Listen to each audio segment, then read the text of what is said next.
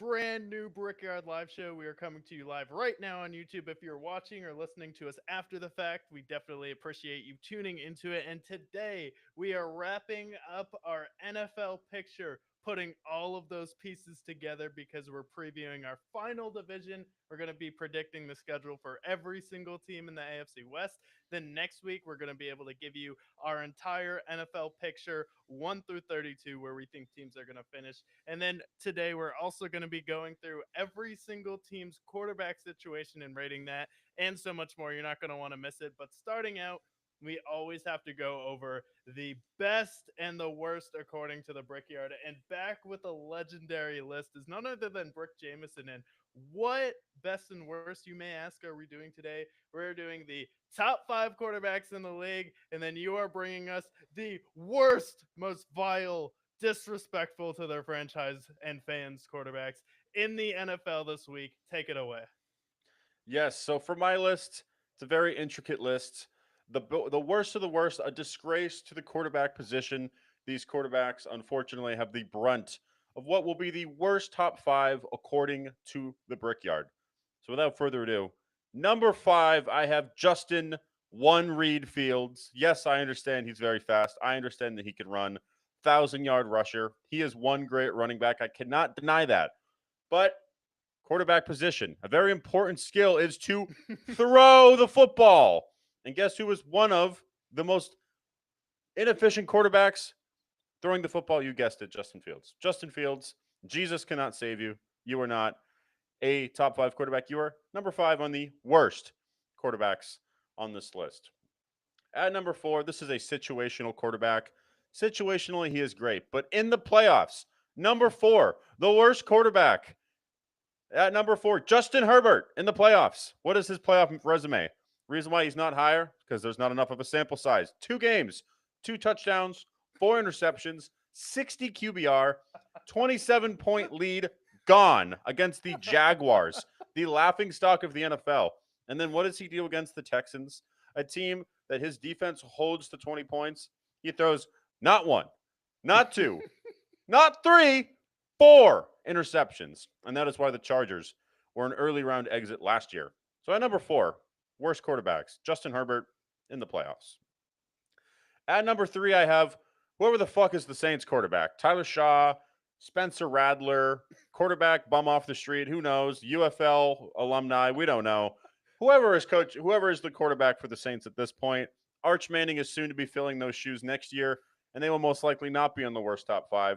At number 3, though, whoever the fuck the Saints starting quarterback is, we don't even know. I don't even think the Saints know, to be honest. R.I.P. Kellen Moore. At number 2, this guy, when the weather is nice, so is he. But when the weather is cold, he's not so nice. Yes, Tua Tagovailoa, as the president would say. How about Tua in the cold, specifically under the degrees of 45? 0-7 in the cold, 8 touchdowns, 10 interceptions, QBR of 71. He is on pace to go 0-17 in NFL season if there are no blankets and there are no heaters nearby. Tua, second worst quarterback according to the Brickyard, specifically in the cold. At number 1, I have Daniel Jones. So Daniel Jones just, he can run, but when he runs, he trips over his own feet. When he throws the football, he throws it to the other team. Has the most fumbles of any quarterback over the last 5 years.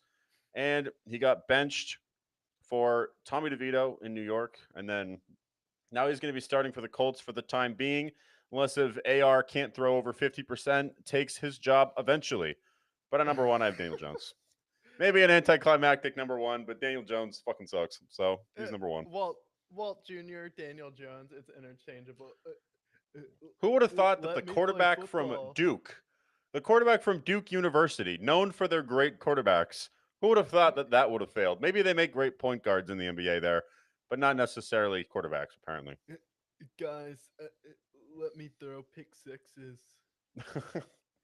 Coach but Steichen's collecting a lot of minerals.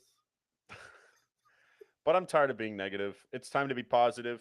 Flip these negativities on their head. Fill that glass half full. The top 5 quarterbacks according to the Brickyard. Yeah, so we have the top 5 quarterbacks according to the Brickyard, and on this, I am weighing regular season success, but I'm also heavily weighing playoff success because for me, when it comes down to it, that is the most important thing. Is my quarterback going to show up for me and show out and play their best football in the playoffs, or is what they look like in the regular season seem like a distant memory to how they're performing in the playoffs? So I'm going to be going over the top 5 quarterbacks, but I like playoff success a little bit more than just gaudy regular season stats. So at number 5, for that exact reason, I have Lamar Jackson. Lamar Jackson now is one of our most elite dual threat quarterbacks, probably the best dual threat quarterback of all time. Michael Vick handed out the baton and said, "Someone take this from me and run." Well, Russell Wilson and Cam Newton snatched it up for a little bit, and then Lamar Jackson just came and then ran with it, and he transformed it into something else that with him and Derrick Henry, it's one of the most elite dual threats.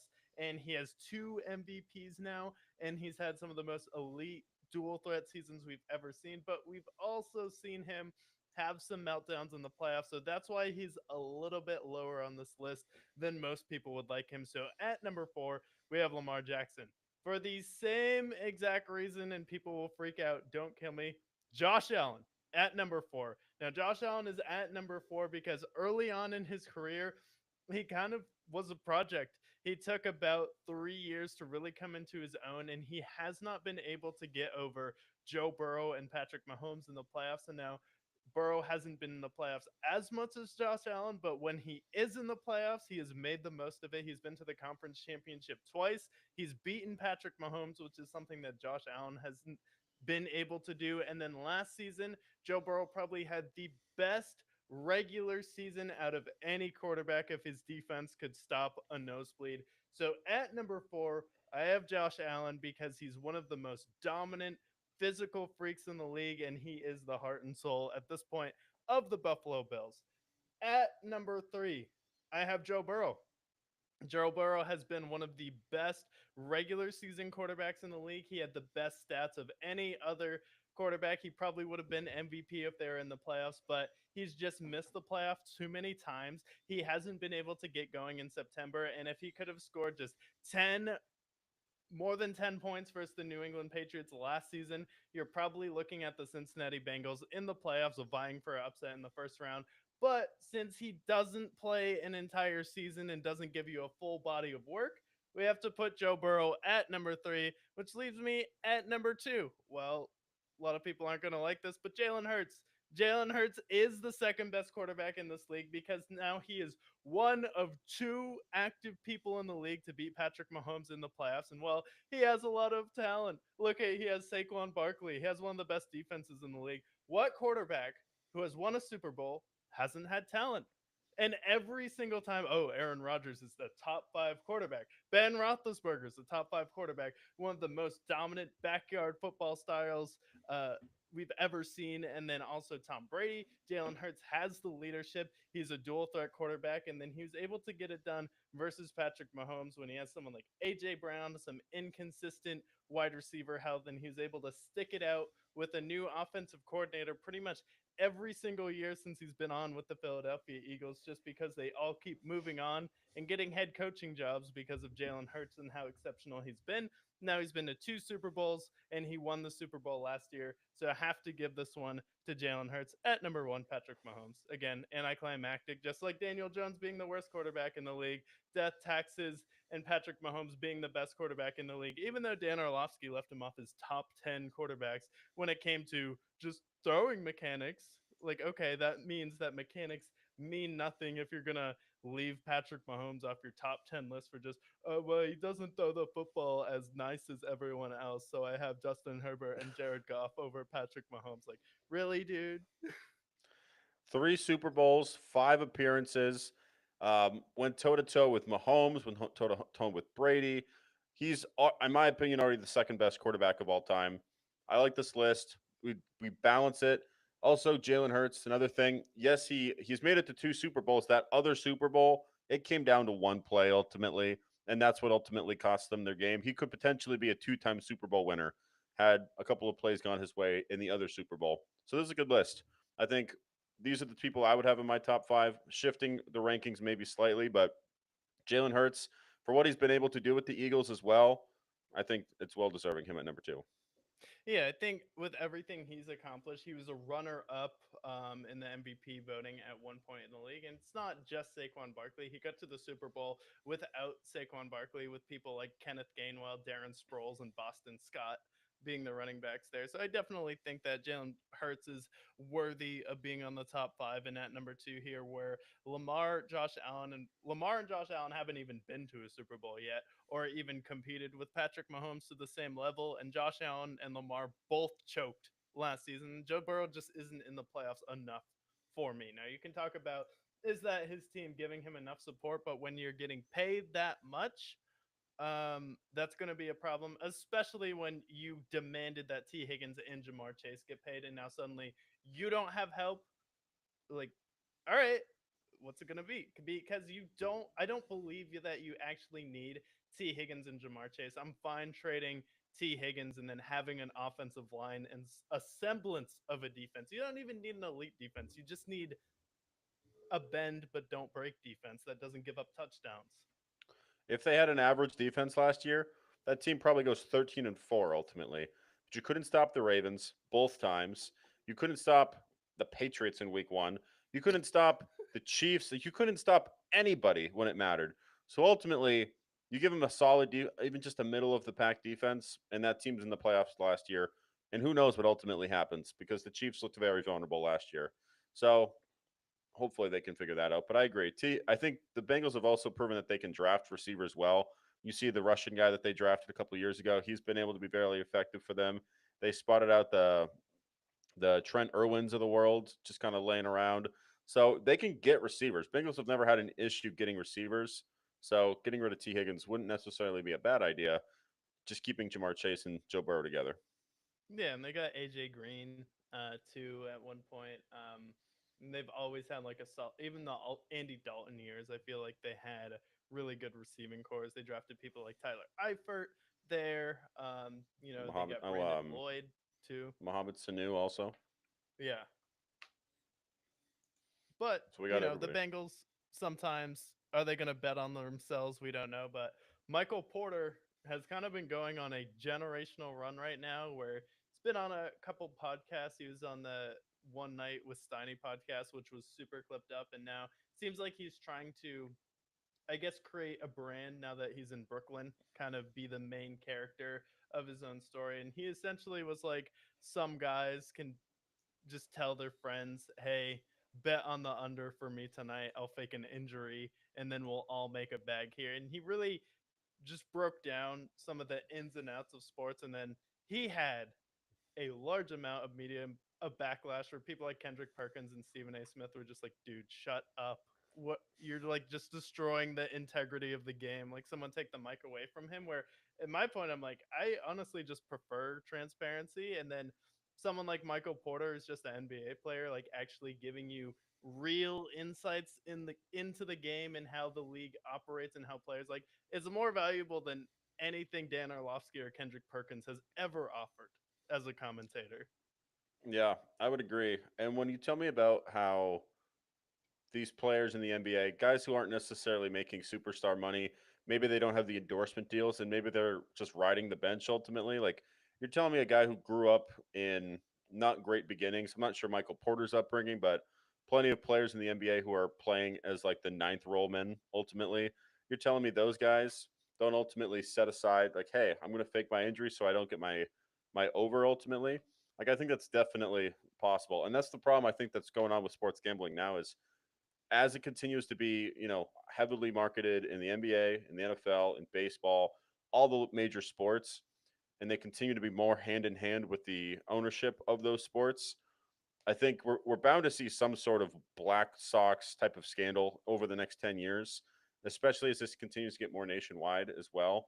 Um, so interesting comments by him. And I think he's also just kind of saying the truth out loud, which can scare people like the Kendrick Perkins of the world, the mainstream media. So I like that he's kind of poking holes in the integrity of the game because I think it's ultimately something that the NBA fans also see.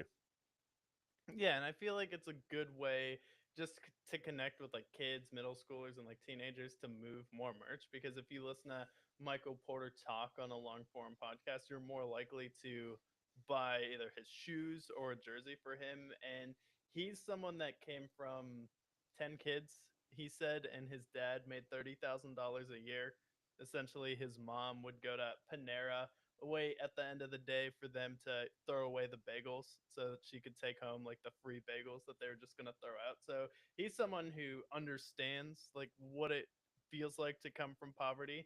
So he's essentially just laying out that some guys and their friends never really had money. So if they just say, I'm going to fake an injury, bet on my under, and then we'll all make a bag tonight. And then you're essentially hooking your friends up with a little bit of money who you know are struggling. So it's almost done with good intention because it's a long 82 game season, so you can get away with that, and no one will bat an eye. Really, you just hook your homies up.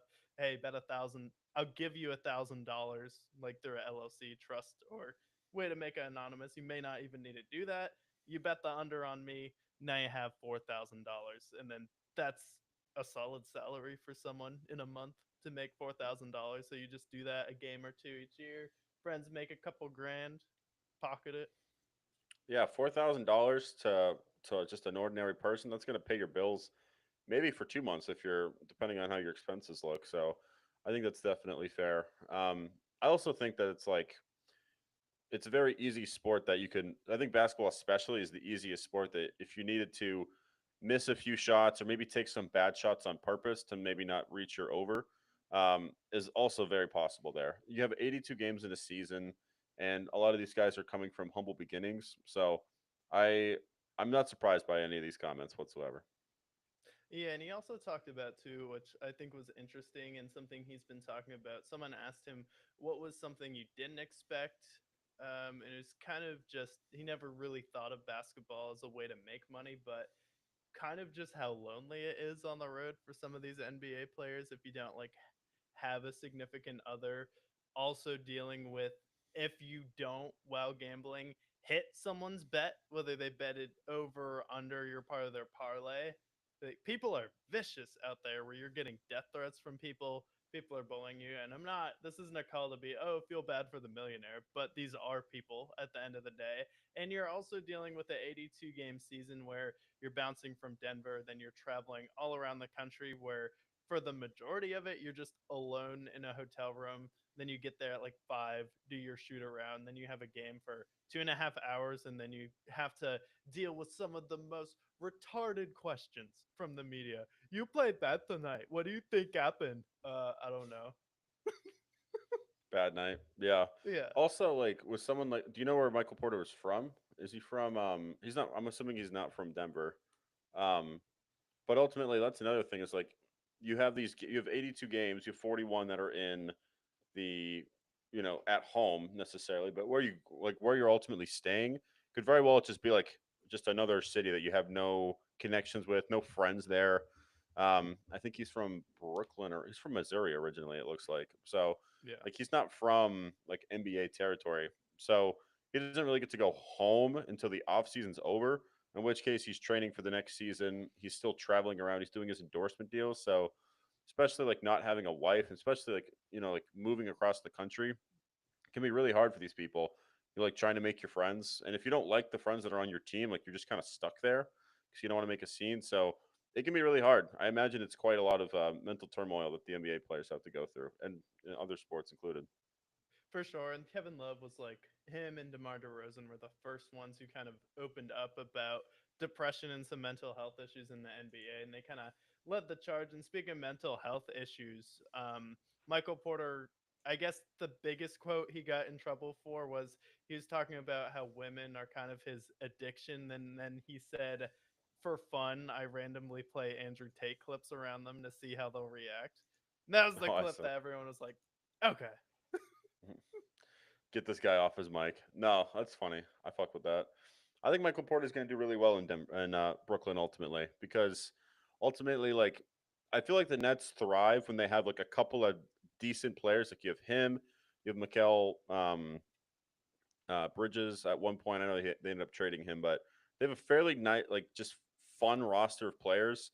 I think back to like right before they got KD and Kyrie, and they had like D'Angelo Russell, Cameron Payne, a couple other guys as well. And those are like the most fun Nets teams that you can have. And Michael Porter can score. He just can't score consistently. If he can fix that in Brooklyn, I think he can be a consistent 20 points a game kind of guy.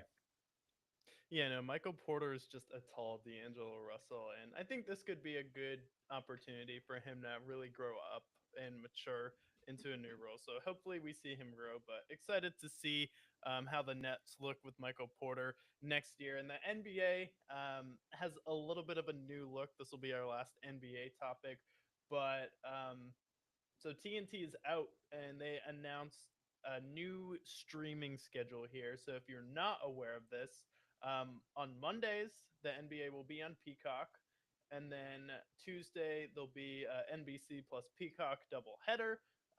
You love to see it. Wednesday will be ESPN. Thursday will be Amazon Prime starting mid-season, and then Saturday, it's kind of interesting.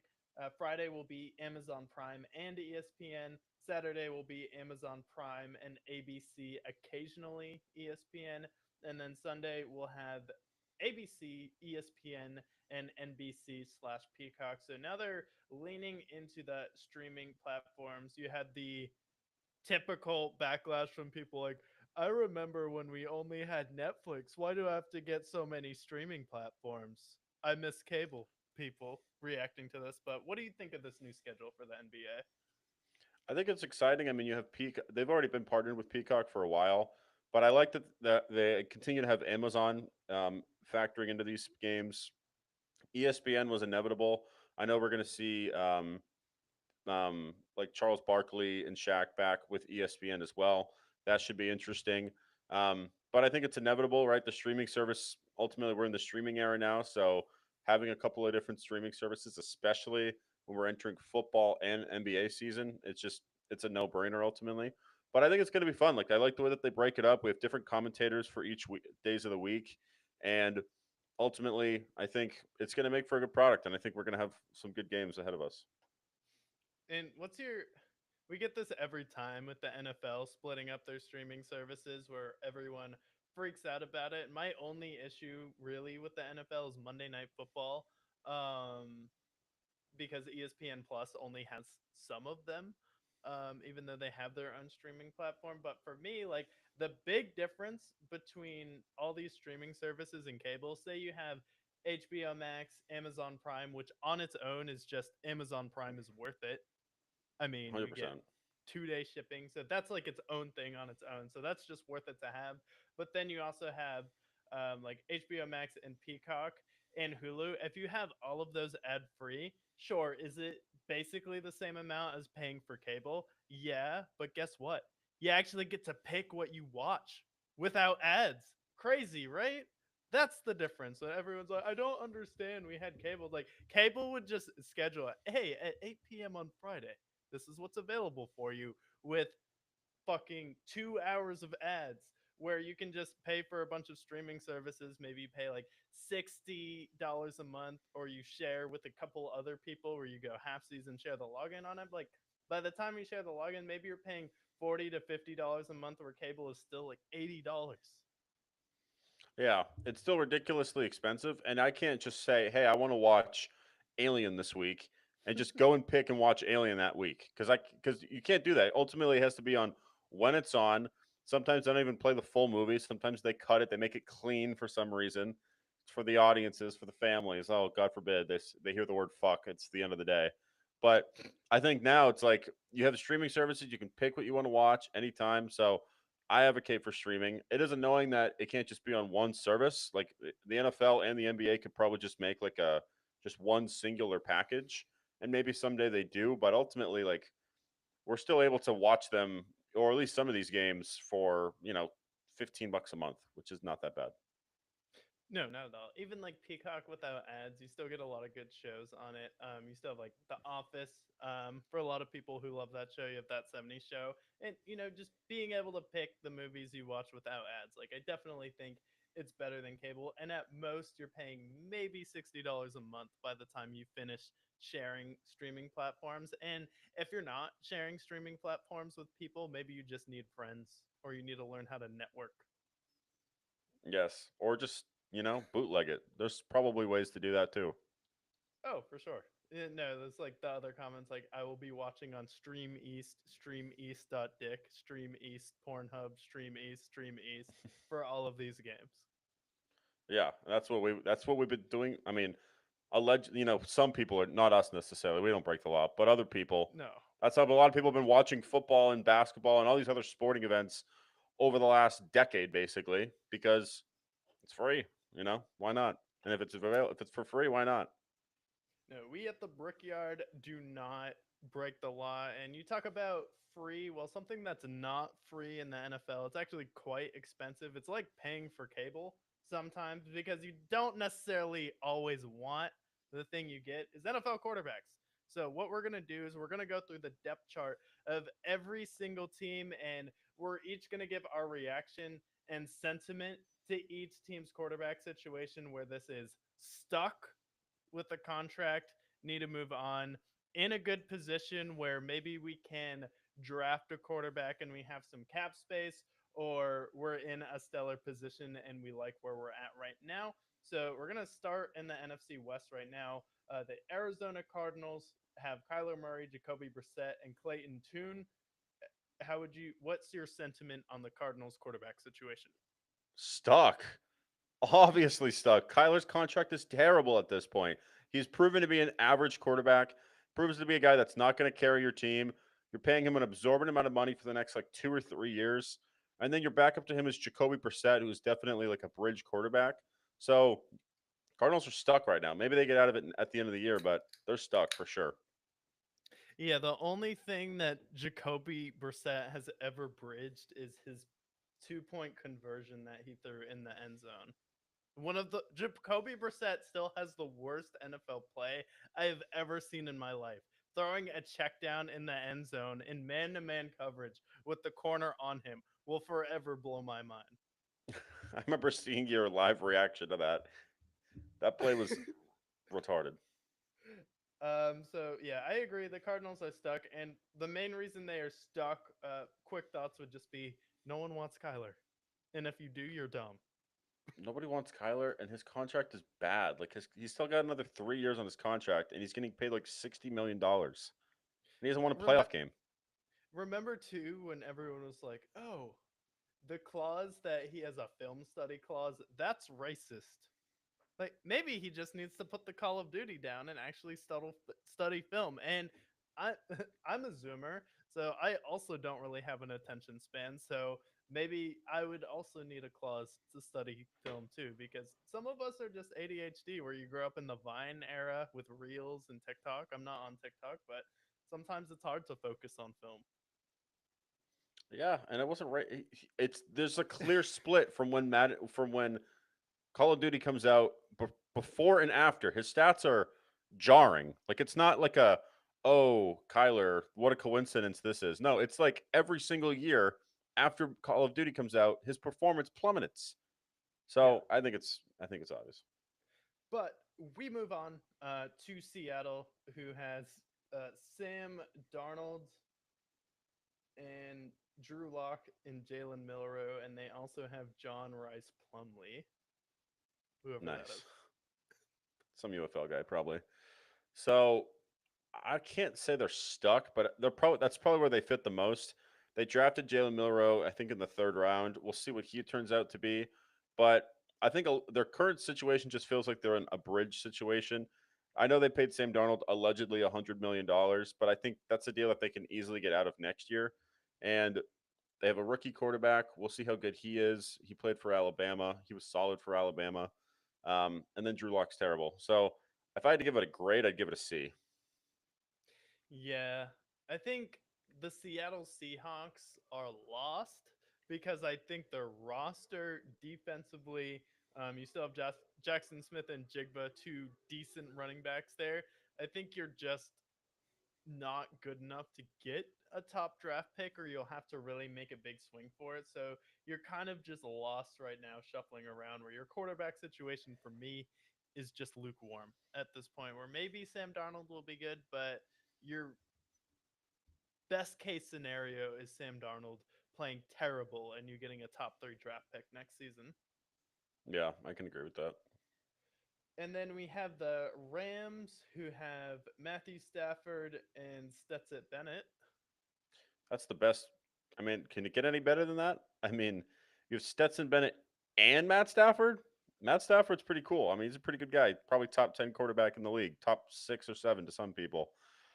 And not only that, you have Stetson Bennett, the killer that once was for Georgia. I mean, I think they've made it ultimately. And then San Francisco has Brock Purdy and Mac Jones. It could be worse, but it could be better. I mean, Brock Purdy's contract, we'll see how it ages when they have to make some tough decisions, but he's proven to be like pretty, reliable. So I would say they're a good position.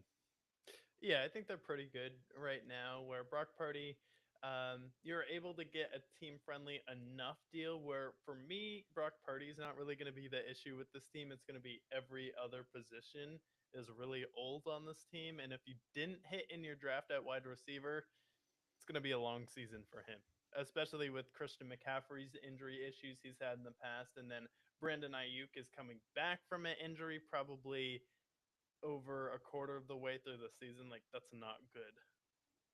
No, not at all. Then we move to the NFC North. They start with the Detroit Lions, who had Jared Goff, Hendon Hooker, and Kyle Allen. Jared Goff's great. Top 10 quarterback in the league. He's been super efficient with the Lions, brought them to an NFC title game. Had an NFC title game appearance with the Rams as well. Hendon Hooker, we haven't really seen him very much at all, but um, he was good in college. So I think they're in a great spot. And Jared Goff is still fairly young. I think he's like 32, so he still has a couple more years of his prime. So I would say he's in a good spot. Yeah, I would say they're also in a good spot. It's not superstar level with Jared Goff, but you get professionalism.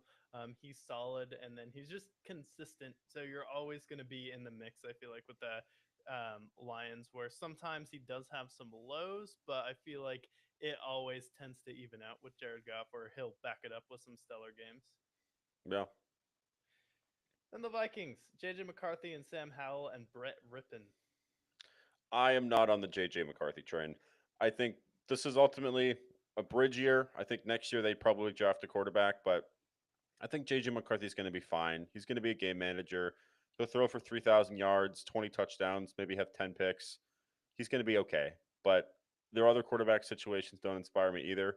That's why we weren't super high on the Vikings in the NFC North preview. But I don't believe in JJ McCarthy, and I think that they are they need to move. Yeah, they're probably like a C plus. Yeah, I don't think they're screwed, but I think it'll be fine. And for me, let's see where we're at the end of this season for me. So for me, the Vikings quarterback situation is just a tentative question mark at this point. But JJ McCarthy has looked pretty decent in preseason so far, where he showed some good instincts at least.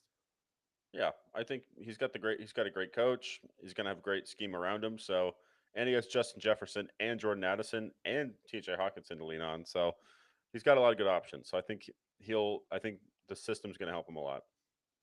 And then the Packers have Jordan Love, Malik Willis, Sean Clifford, and Taylor Elgersma.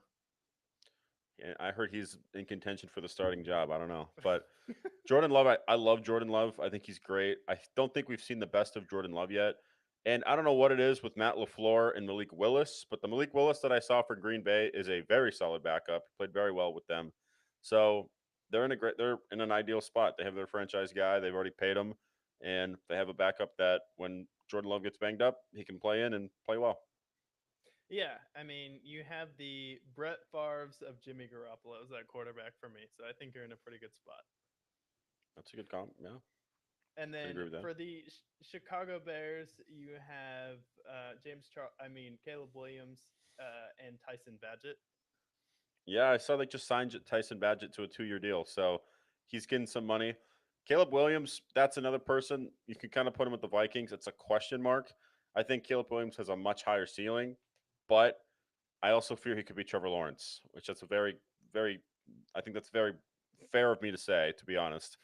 But he could either be really good and could be a top five quarterback, or he could be, 18th, 19th best quarterback.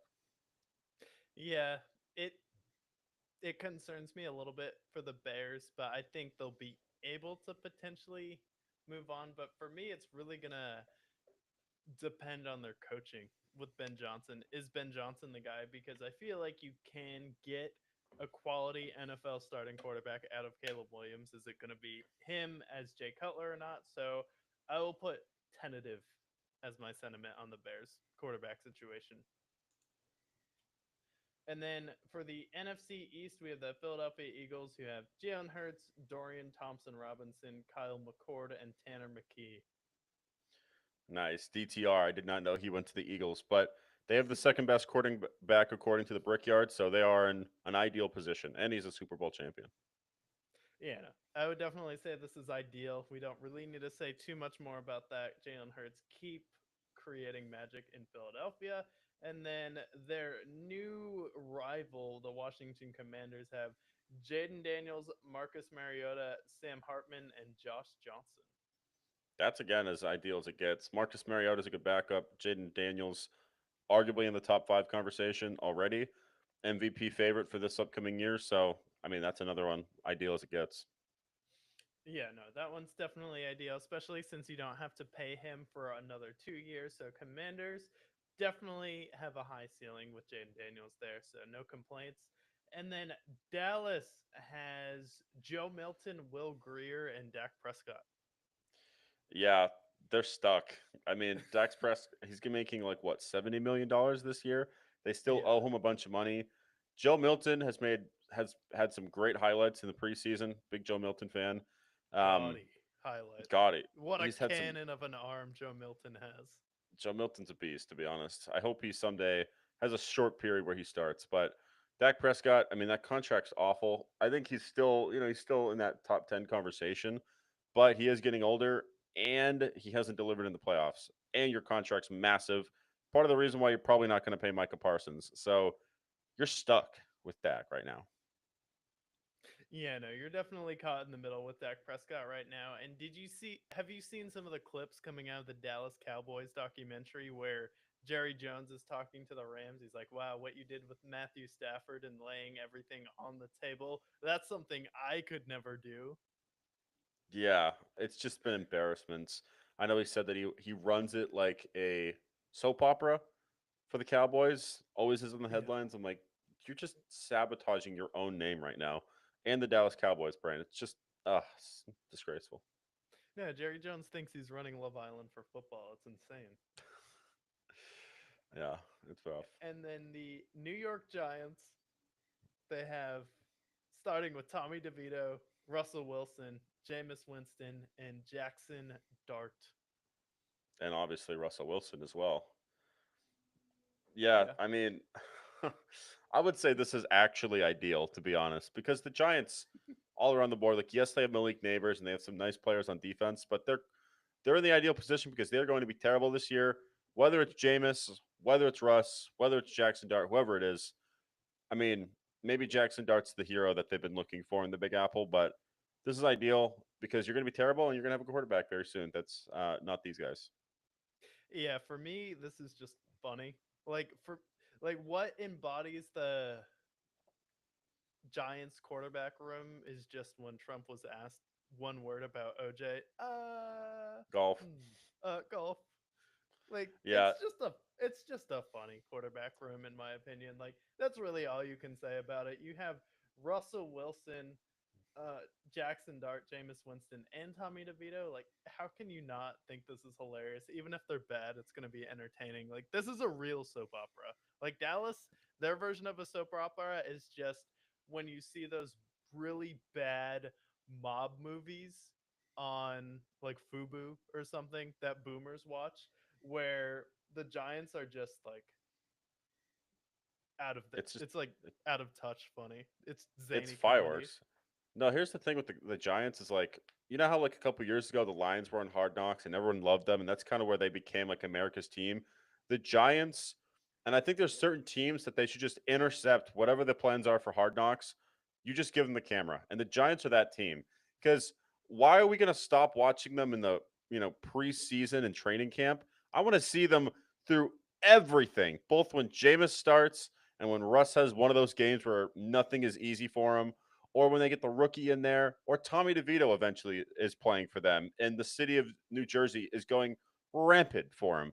Like, why would we take the cameras away from somebody when they have demanded the attention of those cameras? It just Yeah. make it make sense. No, it's still funny when Nick was like, "Yeah, there's a bunch of people who watch Hard Knocks and then suddenly became Fairweather Lions fans." You're like, it's like I Mm. thought you were from Detroit. Hey man, I'm still rocking with the roar. We still rock with the war, for better or for worse. But that concludes the East, and then for the NFC South, last division in the NFC, we have the Tampa Bay Buccaneers with Baker Mayfield, Kyle Trask, Garrett Green, and Connor Bazelak.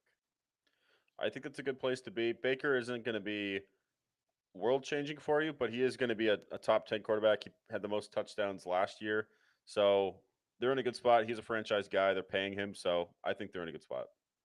No, I definitely think they're in a good spot as well. Baker Mayfield isn't someone who's going to break the bank, and he has some turnover issues here, but he definitely has been an exceptional quarterback for you and a good quarterback post Tom Brady. So I definitely like that a lot here for the Tampa Bay Buccaneers.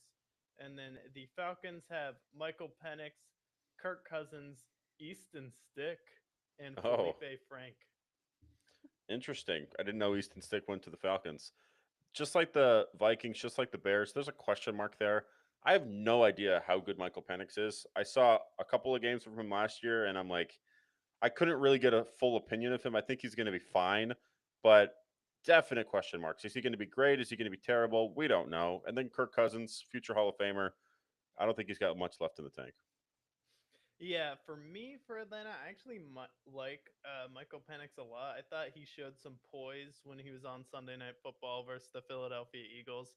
He's definitely someone who can throw some darts. I think the biggest issue for him will be if opponents are able to shrink the field. I don't know how good his deep ball game would be. So for me, how good is Michael Penix going to be able to stretch the field would be my biggest question mark. But I think he definitely throws some lasers when it comes to some of those mid tier routes. Yeah. And then the Panthers have Bryce Young, Andy Dalton, and Jake Plummer. Oh, nice. I'm going to put a question mark on here too because Bryce Young, his first year, really struggled. It was really hard. Last year, it felt like at the end of the season they started to piece things together. So this is the year, like this is the year for Bryce Young. Is he going to be great? Is he not going to be?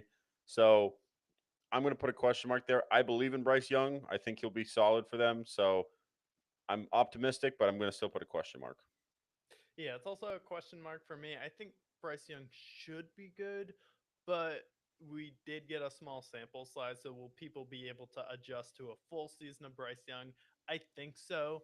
So I don't know if he's going to be a dominant quarterback that will necessarily be able to break into the top 15.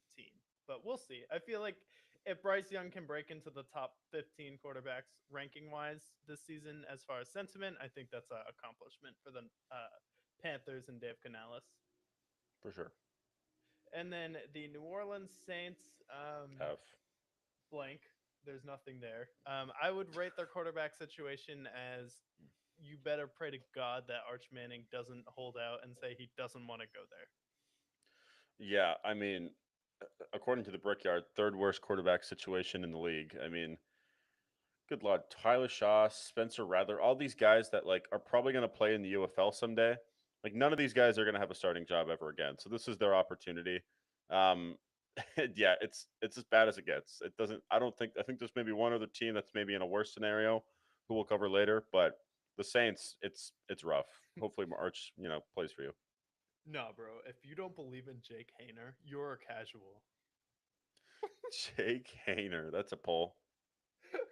And then moving to the AFC, we have the West.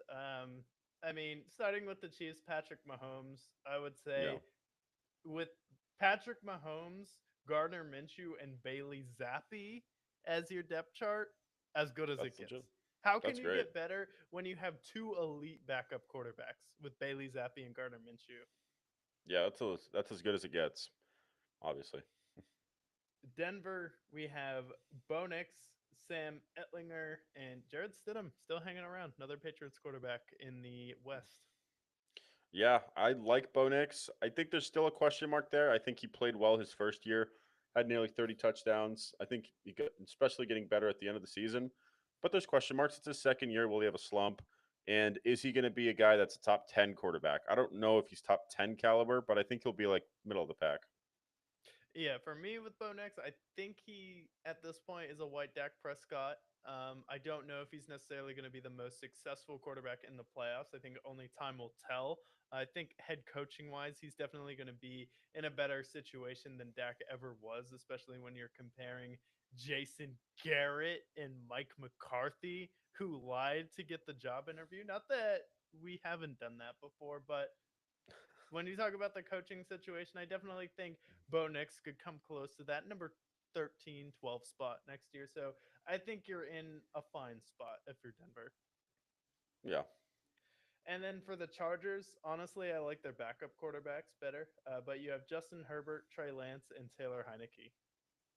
interesting. Okay, that's a pretty good quarterback room. Justin Herbert, I would put him in like the 9-10 range for quarterbacks in the league. Franchise guy. Are you overpaying him? We'll find out this year. And then your backups. Trey Lance looked pretty good in the preseason, and Taylor Heineke has shown to be a baller. So Chargers are in a good spot. Yeah, I'd say the Chargers are in a good spot. The one concern for me would be your left tackle blowing his knee out in training Not a camp. good start. So that is a rough start to the season. It's kind of just the most Chargers thing possible that could happen where you have all of these high hopes. We bring in all these offensive linemen. We have Najee Harris now. We drafted some receivers. We think our defense is going to be elite again. We're finally going to have that MVP season from Justin Herbert. And then your left tackle goes down. If that's Yeah. not the curse of the Chargers continuing and John Harbaugh finding a way not to exercise that curse, like if or yeah, Jim Harbaugh. Sorry. If Jim Harbaugh can't exercise the curse of the Chargers, I don't know who can. But your left tackle going down this soon, that's a horrible sign. Yeah, I fear that I'm afraid that the Chargers are going to be that team that year. Because you know how every year there's one team that just gets eviscerated with injuries, and I would never want this to manifest for the Chargers. But like Rashawn Slater goes down this early, a guy who's a key contributor. I mean, ultimately, I know you have some other nice pieces on your offensive line, but that's just bad voodoo right there. And I fear that that could be, unfortunately, especially how the Chargers historically operate, like that could be a seal of their fate. Yeah, it's unfortunate. Do I think they'll be the worst team in that division? Probably not, but you may be competing with the Ravens or the Raiders not to be the worst team. So we'll definitely see with the Chargers here. And then last would be the Las Vegas. Every home game is an away game. Raiders, who have Geno Smith, Aiden O'Connell, Tommy Millay, and Cam Miller. Yeah, I don't like that at all. I like Gino. I think he's a fine in between quarterback, but I feel like they're going to be too good for them to get a real quarterback in the draft. And their backups, like Aiden O'Connell's not the guy. I don't even know who you named at number 3, to be honest. So Raiders are in a not ideal spot. I'd give it like a D plus. Yeah, I'd give the Raiders senile. That's the grade I would give them because didn't they bring in Chip Kelly too to be the offensive coordinator? Like They're bringing back the 2010s. 2010s are so back. Mr. One Pump Jump offensive coordinator is back. Like I don't know, man. I don't like it. It just seems too old for me. And then wrapping up here, we have two divisions left. We have the AFC North with Lamar Jackson, Malik Cunningham. I mean, elite. Yes, elite, of course. The Steelers, though, have Aaron Rodgers, Skylar Thompson, and Will Howard.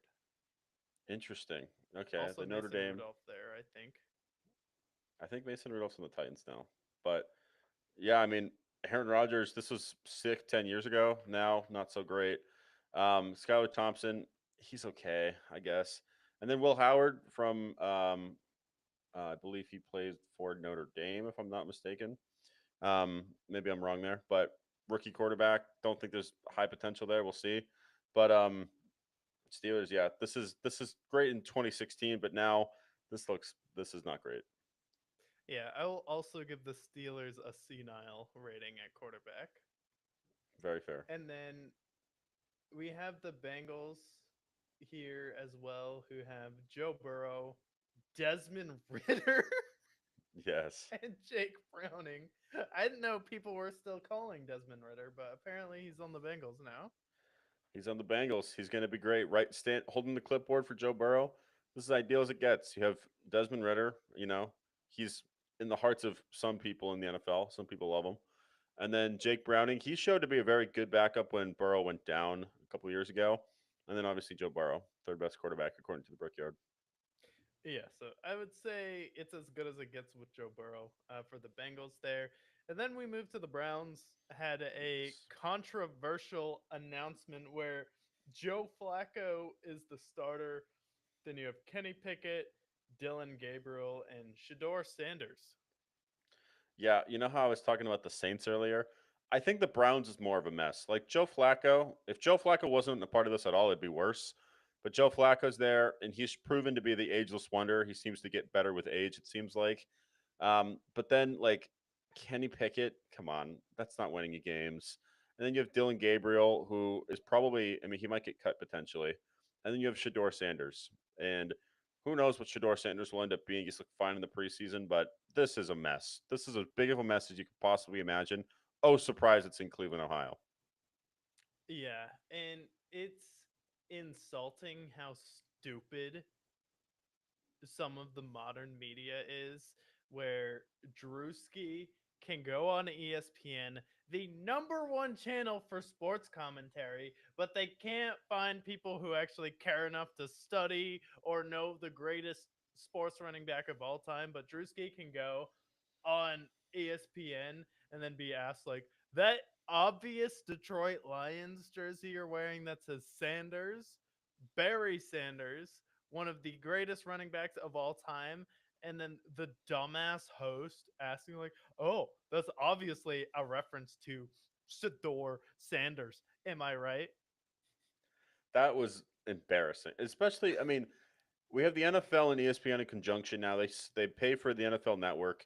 They're the worldwide leader in sports, and their biggest show, First Take, which has been their breadwinner for the last 15 years, they can't get a host on there that knows about Barry Sanders, who's arguably the greatest running back in NFL history, amongst Shador Sanders, who, by the way, is the number 12, not the number of Barry Sanders.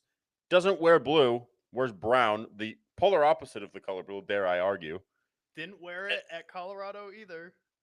Didn't wear a Colorado either, by the way. So that was just I mean, how much more embarrassing can it get? We don't know.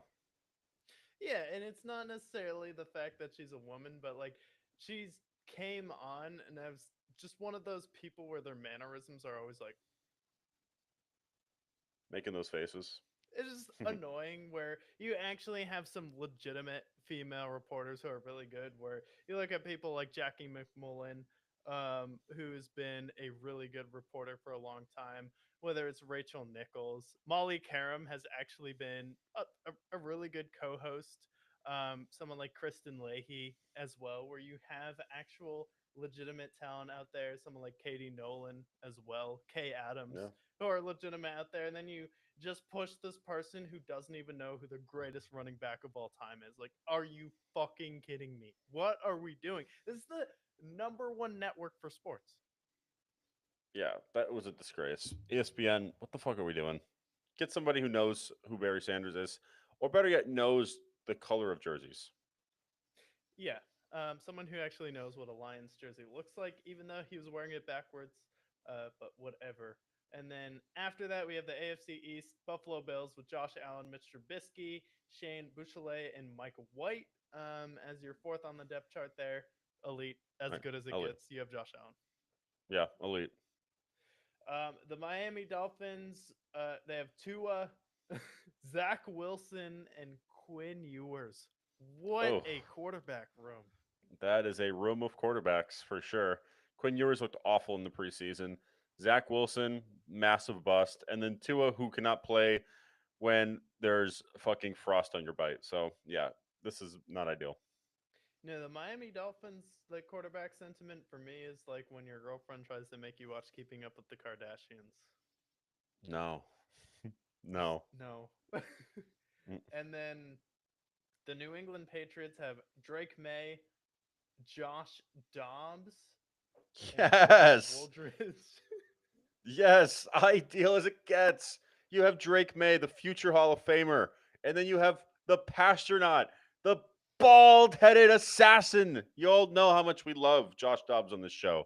This is as ideal as it gets. Yeah, ideal as it gets for the New England Patriots. And for the New York Jets, we don't even need to mention their quarterbacks. All we need to say is their quarterback situation is Christ like. It's Christ like Justin More Fields and who even is their other quarterbacks? Tyrod Taylor, Brady Cook, and Adrian Martinez. I would say it's more like Christ when he was 33 years old, where he got crucified, but we all have our Yeah, different. it is biblical nonetheless. Justin Fields, we pray to God he can make a second read. And then that's the Jets. And then for the Texans, we have CJ Stroud, Davis Mills, Graham Mertz. I say that's fine. It's as good as you get. Fine. CJ Stroud has proven he can be a good player in the playoffs, but I would say it's solid right now. Solid. Yeah, I would agree. And then the Colts, Nightmare. You don't even have to tell me. Nightmare. autistic. Autistic. Worst quarterbacks according to the Brickyard. The Colts run on Capri Suns. We'll say that. Grilled And cheese. They're making them at night. then they're making them at night. The Jaguars, Trevor Disappointing. Lawrence, John Wolford, and Nick Mullins at Disney Channel. Disney Channel. Disappointing. Disgraceful. Under expectations. Jacksonville Jaguars, Duval County. And then finishing up, we have the Tennessee Titans with Cam Ward, Brandon Allen, and Tim Boyle. Question marks. We'll see. Is Cam Ward the guy? I believe in Cam Ward, but we shall see. Yeah, so I would say workable. I would say workable is For sure. definitely fair enough there, but that is every team's quarterback situation. Definitely know what you let us know what you think. Who do you think has an underrated quarterback situation? Is your team completely hopeless right now? Let us know. But we are going to be covering now the AFC West, and I say we get the worst out of the way first. So how this works is we each pick two teams from the division. I'm going to be picking the Chiefs and the Broncos schedules. You're going to be picking the Raiders and the Chargers schedule. So when I say Las Vegas Raiders 2025-2026 NFL season, what do you think? I think this is going to be. This is a. I mean, we talk about the Giants. This is a team that should be on Hard Knocks right now because Geno Smith. I like Geno Smith, but he is not going to save the world for them. Their offense, Ashton Genty. I am very nervous that he is going to be a bust in this NFL, especially without first round picks have fared for the Raiders the last 25 years. And then after that, your receiver core is not great. You have Brock Bowers. We love Brock Bowers, best tight end in football right now. Offensive line's fine. But then their defense leaves a lot less to be desired. I like Max Crosby, and that's about it on that team. And then they have Daniel Carlson. I think the Raiders with Pete Carroll, with Chip Kelly, this would have been awesome in 2010. I think this team is going to be very disappointing, and I think they'll be the worst in this division. Yeah, for me, I just simply can sum it up in one word: senile. That's what I think the Ravens or the Raiders are going to be next season. So we start in week 7 at 12 o'clock Central Time in New England. Yeah, and I think New England, I think they still have on their brain that infamous Mac Jones game that went wrong. So I think the Patriots take revenge, get their first of the season win.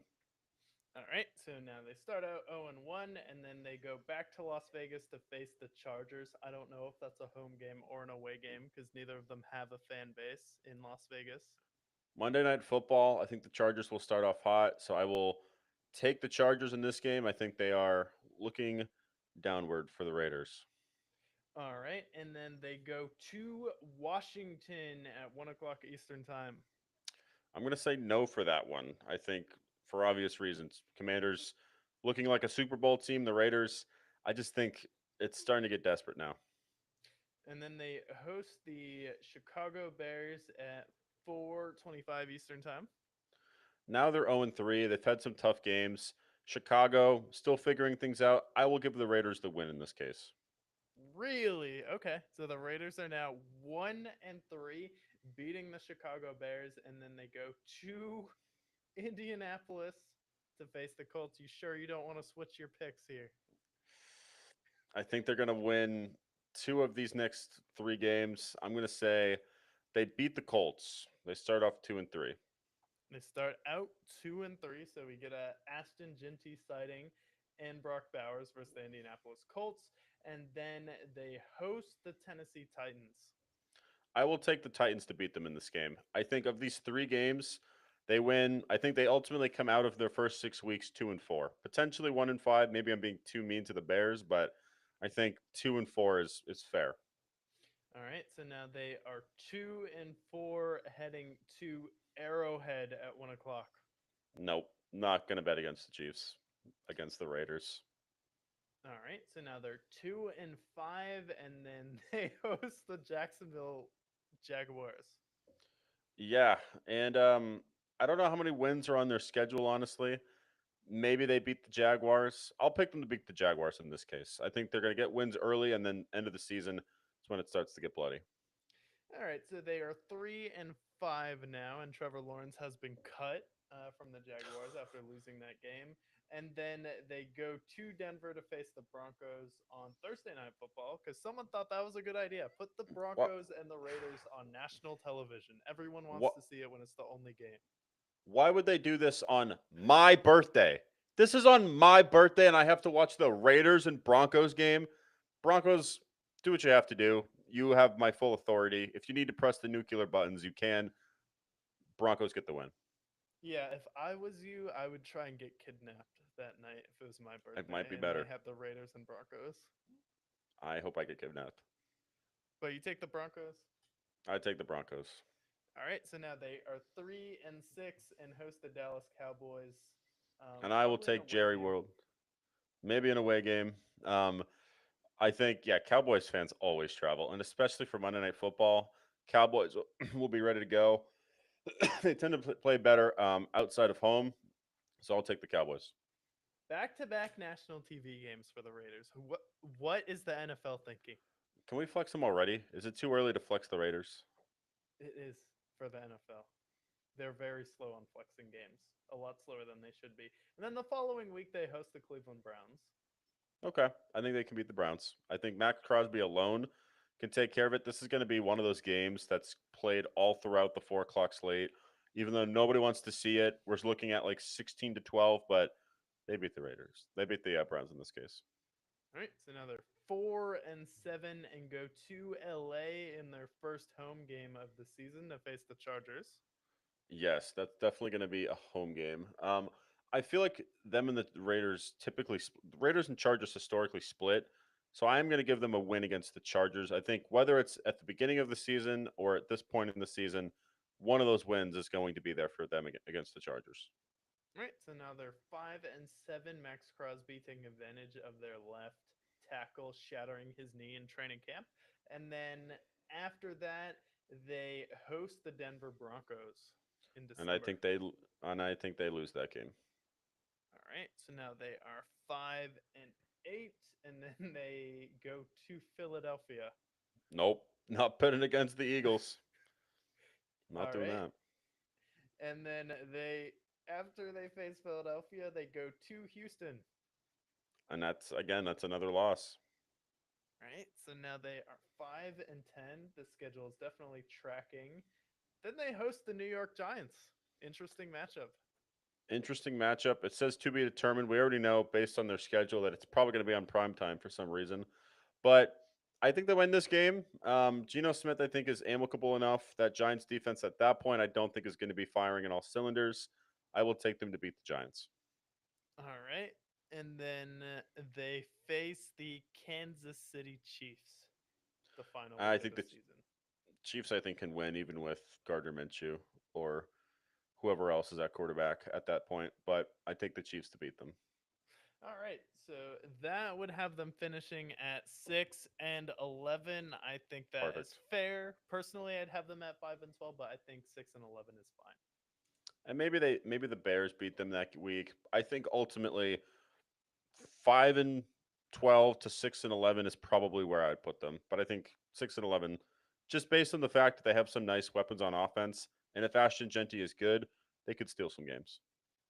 Yeah, no, they could steal some games. So we have the Raiders at 6-11. Let us know what you think of that record. Is that fair? Is that totally unfair? If you're a diehard Raiders fan, you think they're going to be a lot better.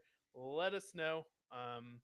But we move on, and then we move to Denver, and we have to pick the Broncos schedule. And for me, my initial thoughts on Denver is they're going to be one of those sleeper teams this season where they had a surprising season last year, especially with Bo Nix and with Sean Payton. He had solid defenses at the end of his tenure in New Orleans, where he was really able to figure out that aspect of the game. And I think Bo Nix is going to be serviceable, where I feel like a lot of people don't take him seriously, which is going to be his biggest strength heading into next season, where you do have some pickups like Evan Ingram, where I think they'll probably be about the same record wise, but overall, I think they'll be a much better offense and a much better team that's built for the playoffs next season. I respect it. Yeah, I like what they've done with their draft as well. They did also sign Ufunga from the 49ers as well. They've made some nice moves. So, Great pickup.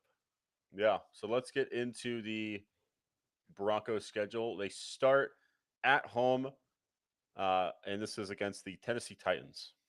Against the Titans, I will take the Broncos to win that game. They're definitely the better team. Malik Willis, I think, will be good, but I think the Broncos will have more continuity in week one. All right. And then they go to Indianapolis to take on the Autism Colts. Yeah, and I think the Special Olympic Colts will definitely have their struggles this season. So give me the Broncos to win this one. All right. And then they stay on the road. They go to the Chargers to take on the Chargers. To take on the Chargers.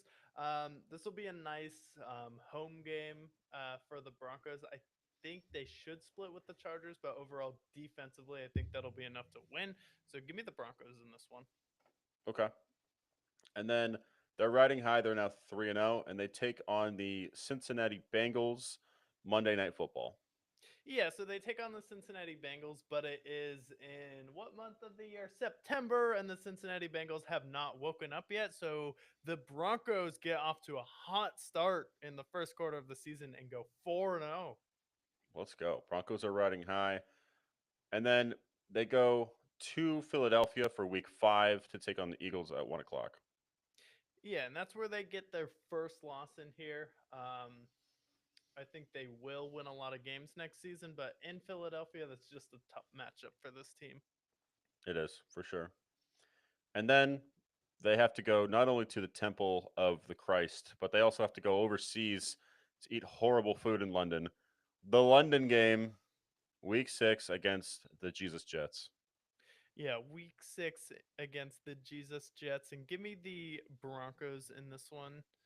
Have you ever seen like those LA Bible like food versus food where they give you like American versus British snacks? Like I've never seen a single time where the British snacks have won over the American No, ones. no, their food's awful. They have horrible food.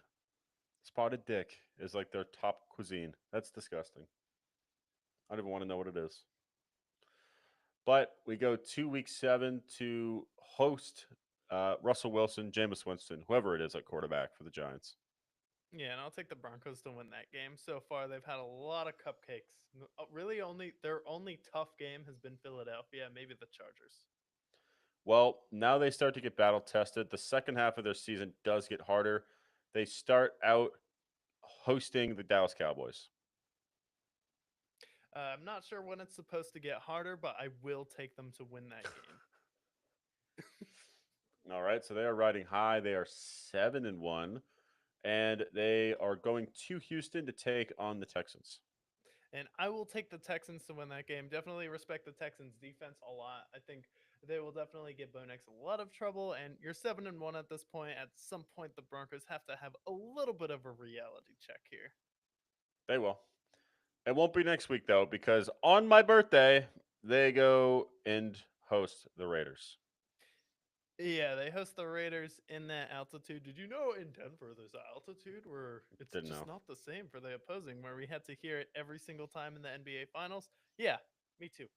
So I will take the Broncos to win that game, and they go 8-2, giving the Chiefs a little bit of a run for their money to win the division, making them sweat. Absolutely. And now they are going and hosting the Chiefs the following week. And the Chiefs kick their ass. Yeah, they probably do. Bye week comes in week 12. They rest up.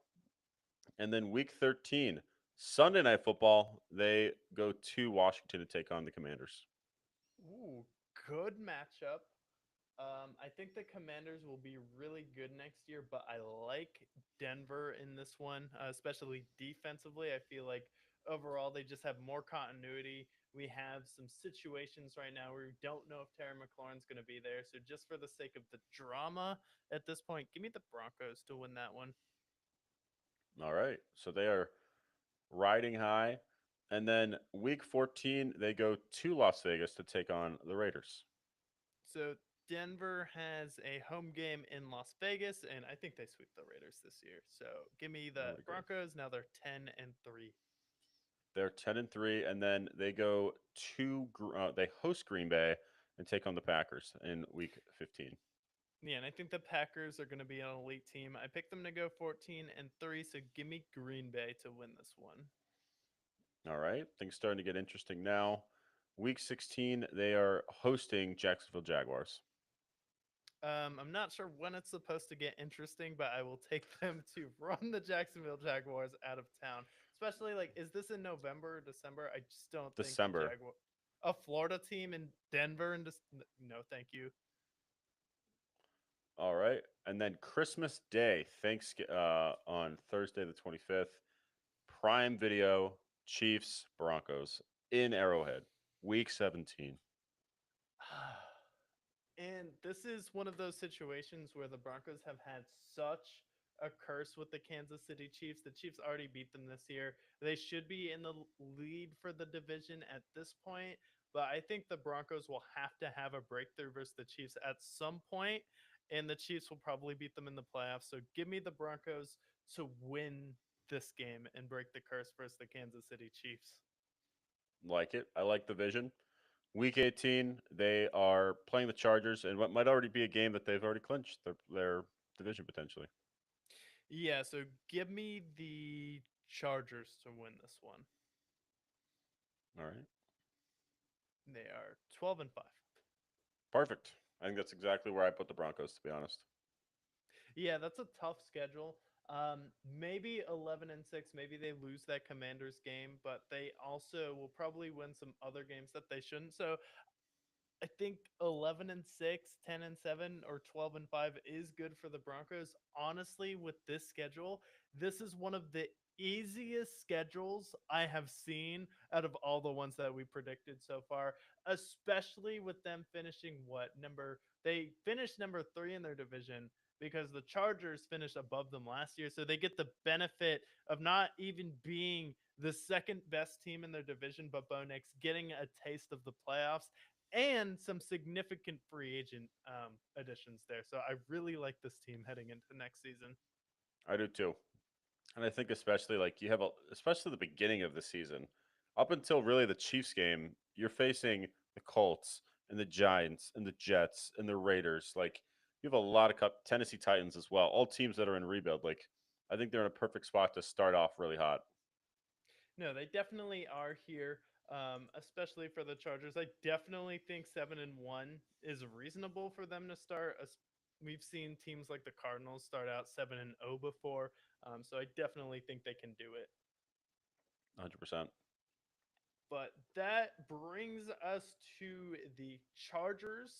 And biggest news with the Chargers is their left tackle shattered his knee, completely caved out on him in preseason here and training camp. So now they're already without their starting left tackle, Rashawn Slater. So going into 2025, what are your thoughts on the Chargers? So I still think they should be in playoff contention. Their defense was really great last year. And then they went and bolstered up their running back core. They got Najee Harris, and I'm a huge fan of Amarian Hampton. I think he's going to be really good for them. They drafted some wide receivers. We'll see how they pan out. I don't love the receiver core currently. I do love Lad McConkey, but Keenan Allen's getting older. Quentin Johnson can't catch the football, which is an important skill to have as a wide receiver. Um, and then tight ends, like you have solid tight ends, but they're not amazing. Will Disley, Tyler Conklin. Offensive line, I think, is still going to be above average despite the loss of Rashawn Slater. But ultimately, I think this team should be like 10-7. I think that's a fair spot for them.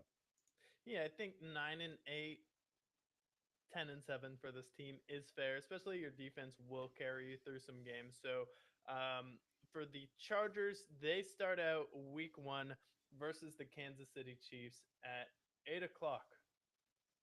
Yes, this is a Friday game. Chiefs and Chargers, historically, they split.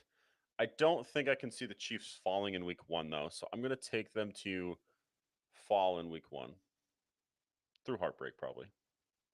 All right. Is this in like Mexico City, like they did with, Yeah. or Brazil, like they did with the Eagles Yeah. and Packers? Yeah, I believe this is in Mexico City. Okay. And then they played the Raiders in Las Vegas the following week Yep. on Monday And I night. think I think they'll sweep the Raiders ultimately. So I'll take them to beat them on Monday Night Football. Although I think I had them splitting with the Raiders, so I'll stay with that. And then they faced Denver in LA. I had them splitting in this situation. Do you have them splitting with Denver as well? Or do you think Denver will sweep them? I think they're going to split with the Broncos. I just don't know whether it's going to be this week or in week 18. But right now, for continuity, I'll put them for week 3. They take the loss to the Broncos. All right. Then they go to East Rutherford, New Jersey to face the Giants. That's a tricky matchup at this point, I would say. It's a tricky matchup. I do believe that they can shut down the Giants. And the fact that I think their running game should be better, I like to put the Chargers beating the Giants in this case. All right. And then they have a home game versus the Commanders that may feel like a 50-50, 50-60-40 game for them. Yeah, this is going to be an interesting matchup. I think there's a lot of firepower on the Commanders, and I don't know if they can slow that down for them, especially if Terry McLaurin's going to be playing. I will take the Commanders to beat the Chargers. All right. So Chargers at 2-3 right now, and they go to Miami in October. So it's probably going to be over 45 degrees. It is going to be over 45 degrees, but I think John Harbaugh can scheme up an offense or defense to stop Tua. Tyreek's a little bit older. I will take the Chargers to beat them in the battle of the 2020 quarterbacks. All right. And then they host the Special Olympics Colts in the following I week. and the Colts are terrible. They're a joke.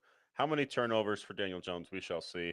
I like the Chargers on this game, getting revenge. They beat the Colts in this case.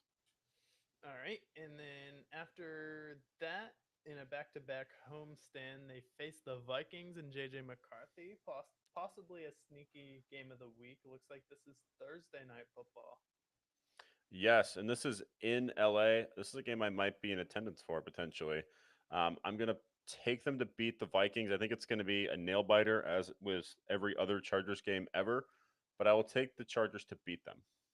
All right. And then they go to Tennessee in November to face the Titans.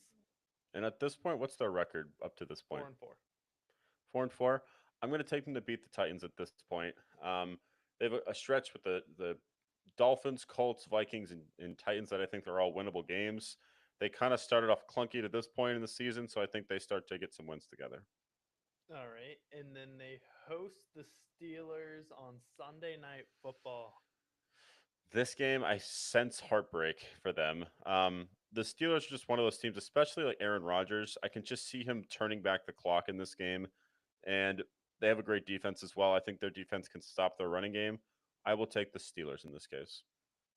All right. And then they go to Jacksonville to face the Disney Channel Jaguars. Disney Channel Jaguars, I will take them to get revenge. Doug Peterson is out the door, and soon will be Trevor Lawrence, 27-0, no longer. All right. So now they are 6-5 and get the privilege of hosting the Raiders. and this is when I think they're going to sweep them in this case.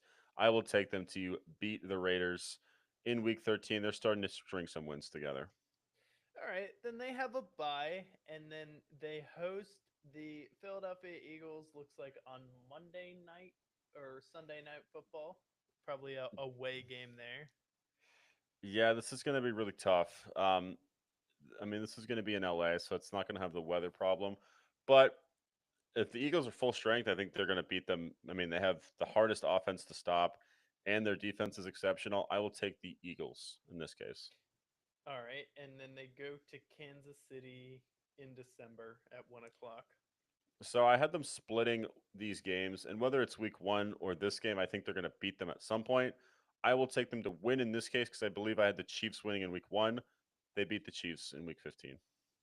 All right, and then they go to Dallas and face the Cowboys in probably the worst home stadium. Yes, the worst home stadium. I will take them to beat the Cowboys in week 16. I think this is going to be a fun game to watch on Red Zone. But let me having them beat the Cowboys. All right, and then playoff rematch alert to be determined on December 27th. They face the Chargers Oh, the Chargers are facing the Chargers. Crazy. or the I Texans. I will take them to beat the Texans to beat them ultimately. Ultimately, I feel rematches historically go the other way.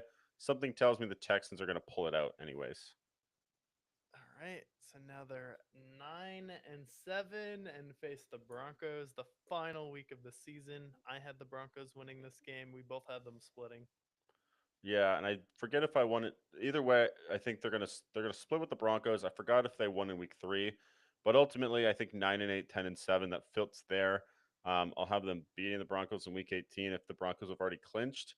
So 10-7, 9-8, 10-7. I think that's exactly where I'd put the Chargers. Same record as last year. I think they'll be marginally better with their running game, but I think their defense might take a step back. So Chargers, I think that's perfect right there. All right, so the Raiders are 6-11, the Chargers are 10-7, and the Broncos are now 12-5. And that leaves one team, the team everyone wants to fall off, the team everyone is like, well, this is the year the Kansas City Chiefs are going to fall off. Is this the year the dynasty finally goes down? Short answer, absolutely not. No, especially when it comes to just competing up until the divisional round or even the conference championship. But do you believe all of this media hype, or do you think that people like Jason McIntyre and people in the media with the Kansas City Chiefs, like, is the dynasty over? Like, even if it was over, the Patriots had a 10-year gap of not winning a Super Bowl. So they went three Super Bowls, 10 years without winning a Super Bowl, even though they got to two versus the Giants and ended up losing. Then they go and have a second part to the dynasty and still win three more. Are you buying any of this BS, or do you think the Chiefs can, I don't know, get a pass since they've already won plenty of Super Yeah, Bowls? the thing is their roster is loaded. Like I don't know where this is coming from. It's not like they lost a bunch of key players. Like some people have gotten older, but like Mahomes is still Mahomes. Their running game is great. I mean, they have Isaiah Pacheco, Kareem Hunt, and Elijah Mitchell all in the backfield, which is awesome. They're running their wide receiver core. We don't know the full status of Rasheed Rice, but he's going to play at least the first four games. Xavier Worthy is a year older. I think he gets better. Hollywood Brown still in the mix. Juju Smith Schuster's in the mix. Tight ends, Travis Kelsey still has enough in the tank. Their offensive line is good. And then their defense is loaded also. George Karloftis, Chris Jones, Nick Bolton, Trent McDuffie, Jalen Watson. Like, this team is still really, really, really good. And I wouldn't be surprised if they made the Super Bowl next year. Like, it's not out of the realm of possibility. Dynasty is absolutely not over. Yeah, even like you can have a break a couple of years where you don't win the Super Bowl, but all of these hot takes about the Chiefs dynasty being over for me are just really lazy and low IQ if you're in the Well, I did the mainstream same shit media. with the Patriots every year. So it's like they were saying Brady back when he was like 34 was going to fall off. That didn't happen. And then the Patriots proceeded to continue winning long after everyone expected them to. The Chiefs are only 8 years into their dynasty. They still have like another 7 years, I would say. Even if Andy Reid's not there, I think they're still going to be just fine. They have a great organization. and they have the best quarterback in football. So they're going to be competitive every year. Yeah, so let's go over the Kansas City Chiefs.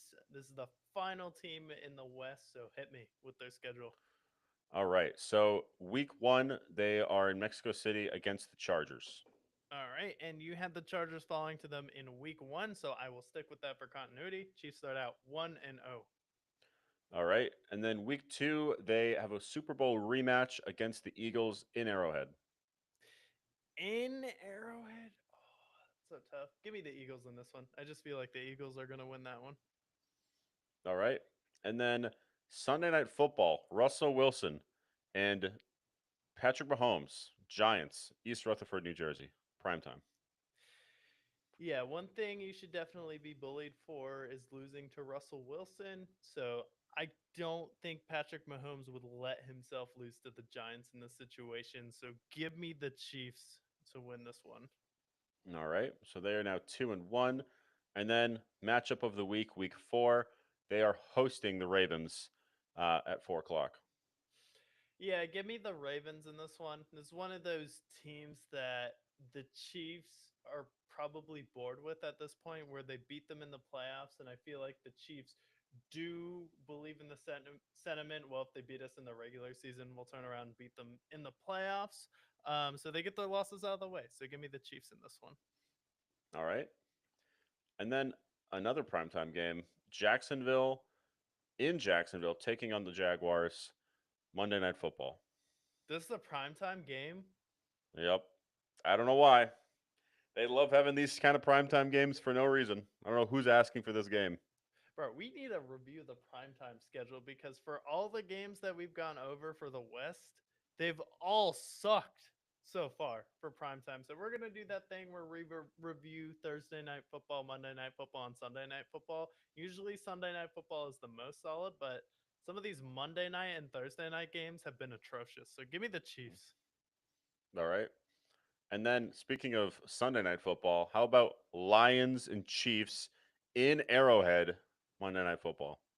Yeah, and I think the Lions and Jared Goff is a real thing with Patrick Mahomes, where Jared Goff is now 2-0 versus Patrick Mahomes, beat him in that famous duel in Mexico that was like 54-51. Don't kill me if I get the score wrong. And then they beat them in week 1 where it was 27 to 20, 20 to 17, whatever it was. So give me the Chiefs to break through and win this one. Okay. And then week seven, they are hosting the Raiders. Hosting the Raiders, yeah, give me the Chiefs in that one. No brainer. All right. Monday Night Football, this is where they get their redemption. Commanders in Arrowhead, Monday Night Football. That's a good game. But this is one of those Patrick Mahomes games where he feels disrespected and he needs to remind everyone who he is and also take down these new prospects down a few pegs. So give me the Chiefs in this one. All right. And then another great game following that. Sunday in Buffalo, November 2nd, Buffalo Bills, Josh Allen, Patrick Mahomes. Death taxes and the Bills beat the Chiefs in the regular season and the Chiefs beat them in the playoffs. Give me the Bills in this one. All right. They got a bye week, get some rest. Off of the bye, they go to Denver to take on the Broncos. And give me the Chiefs to win this one. And they're now 7-3. All right. The world is falling apart. The Chiefs are not undefeated. What will happen to this dynasty? Is it crumbling? Week 12, they host Autism Colts, Danny Dimes, and the Colts. Yeah, give me the Chiefs in this one. Now they're 8-3, and I had the Broncos at 8-3 as well. So now they are tied for the division in the lead with the Broncos. All right. And then Thanksgiving Day, they go to Jerry World to take on the Cowboys.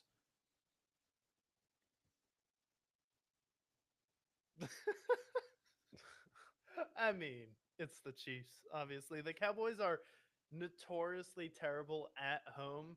And then Mahomes versus Dak Prescott on national television We're gonna have George Thanksgiving. Pickens crashing out too. This is gonna be entertaining as hell. But give me the Chiefs in this one. Thanksgiving also, by the way. Yeah, give me that And then turkey leg. and then another primetime game. Sunday night football against CJ Stroud and the Texans. Give me the Texans in this one. I feel like this is going to be a tough matchup. Chiefs are 9-3, kind of due for a loss at this point. You just came off beating the Cowboys in Jerry World. I think the Texans can get it done. Give me the Chiefs to lose this one. All right. And then week 15, they host the Chargers. Yeah, and I think they beat the Chargers. All right. And then week 16, they go to Tennessee to take on the Titans. Yeah, they should beat the Titans. You're playing with Denver right now, who could be closing in on you for the division lead. So give me the Chiefs to win that one. And then prime time Christmas Day, they go and host the Broncos week 17. And I had the Broncos winning this one, and then you fall to 10-5. And then week 18 is against the Raiders. Week 18 is against the Raiders, and I think they win that one. All right. So they're both 12-5. Yeah, so it would essentially come down to division and strength of schedule. So I think the Chiefs should get it, but I have the Chiefs and the Broncos both at 12-5 next year, which I think is plausible, especially with how easy the Broncos schedule is next year. I had the Chiefs losing to like the Texans, the Bills, and the Ravens as well. So will they lose all three of those games? Probably not, but I think it's plausible where the Chiefs generally will scout out their main competitors in the playoffs and then have a completely different playbook when they actually face them in the divisional round or conference championship. Yeah, I think, also maybe in there, like maybe they beat the Bills, but they lose to like the Colts. Because we remember there's always a game in there that they lose that they shouldn't. We have that infamous Aiden O'Connell game where he threw like 4 passes and won the game. So there's going to be a loss in there that we don't expect. But 12-5, I think, for the Chiefs is definitely fair. Maybe they're 13-4, maybe they're 11-6, but ultimately that's perfect. So we have the Chiefs at 12-5, the Broncos at 12-5, the Chargers at 10-7, and the Raiders at 6-11. How would you rank the AFC West differently? Is that crazy, or do you think that's pretty on track? Definitely let us know in the comments. But any last thoughts on the AFC West? I think this is going to be one of the best divisions in football. We have 3 potential playoff teams. We'll go through the playoff pictures next week with all of our predictions that we've had over the last couple of months. But I think we have 3 really good teams, and at least the Raiders have some interesting highlights, right? We have Ashton Genty, Brock Bowers is there, Pete Carroll. So it's going to be a fun division to watch. I'm excited for it.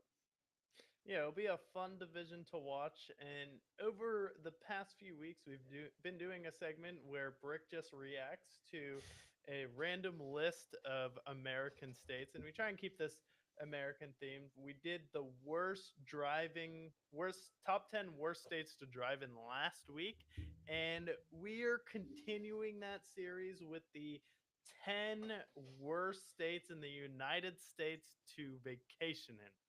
So Okay. I researched this with ChatGPT with a few different factors, and it pulled in a few different articles and Reddit forums for this. So we'll see if we agree with this list or not. But at number 10, for the 10 worst states to vacation in the United States, we have Louisiana.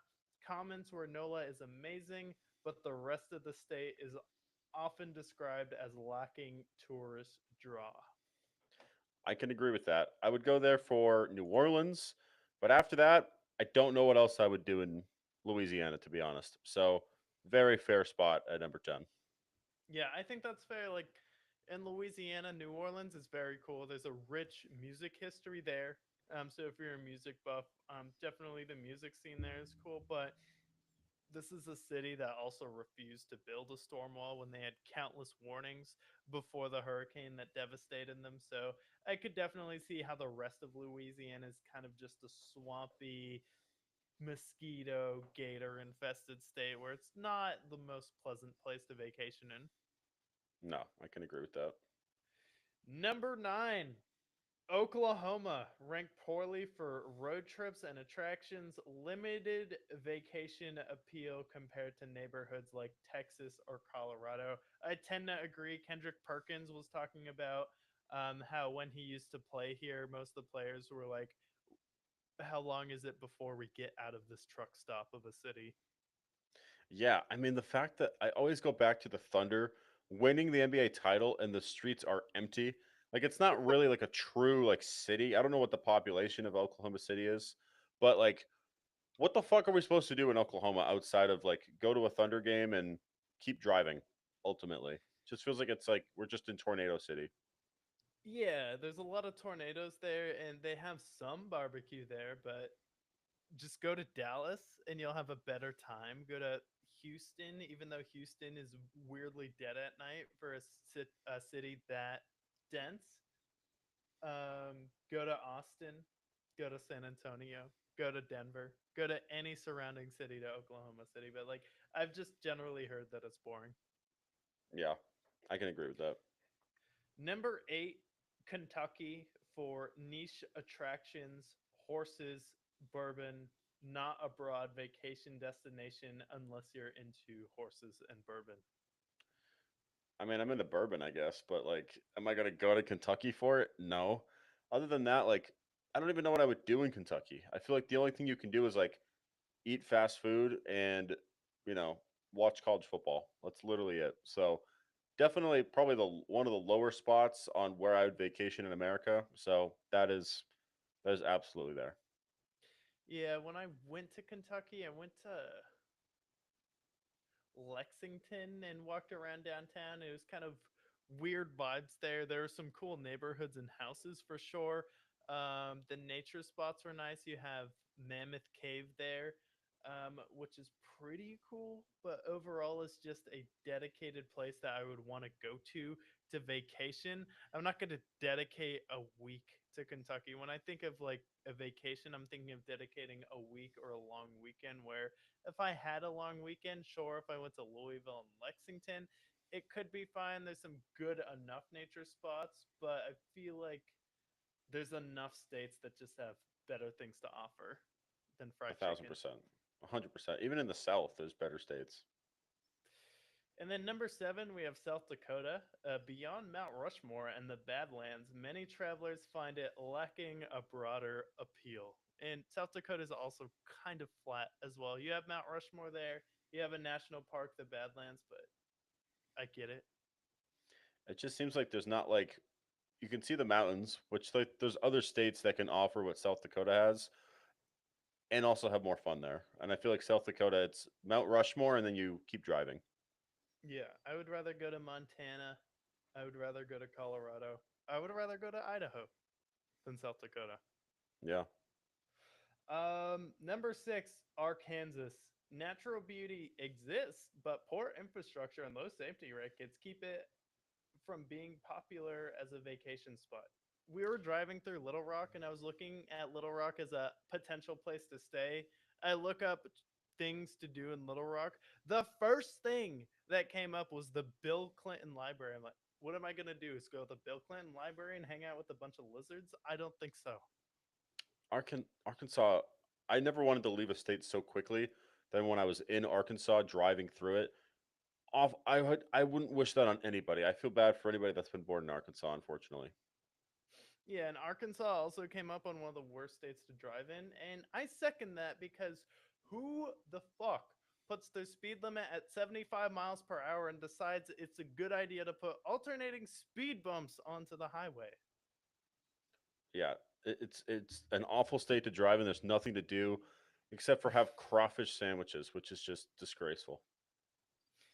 And then at number five, we have Iowa. It's mostly farmland and small towns, often cited as unexciting unless you're into agriculture. Yeah, I mean, what the fuck am I gonna do in Iowa at the end of the day? I would go to Iowa over all these other states so far, but that's more or less to like get away from it. It's a place that you go to in like the nuclear time, go into some fucking underground cabin thing and, rest easy. But otherwise, yeah, nothing to do in Iowa. Yeah, I mean, I've looked at Des Moines, like that's cool. go to like a state that no one really thinks about, hang out in like a small city there. But overall, I could see why Iowa isn't really appealing for a vacation, especially spending a week there. Yeah. Number four, Mississippi struggles with infrastructure, low safety rankings, and limited big tourism draws outside of a few cultural spots. I know a few people have lived in Jackson and they have not given it good reviews. Yeah, again, like I feel like the best southern state you can go to is like Alabama, because you have like, you have Birmingham and you have Montgomery and you have all these other great parts of it. But like like Mississippi, like there's Jackson. You're kind of close. Like Memphis is right on the border, I guess. But like otherwise, like yeah, Mississippi is just a state I'm going to drive through and not really think much about. Yeah.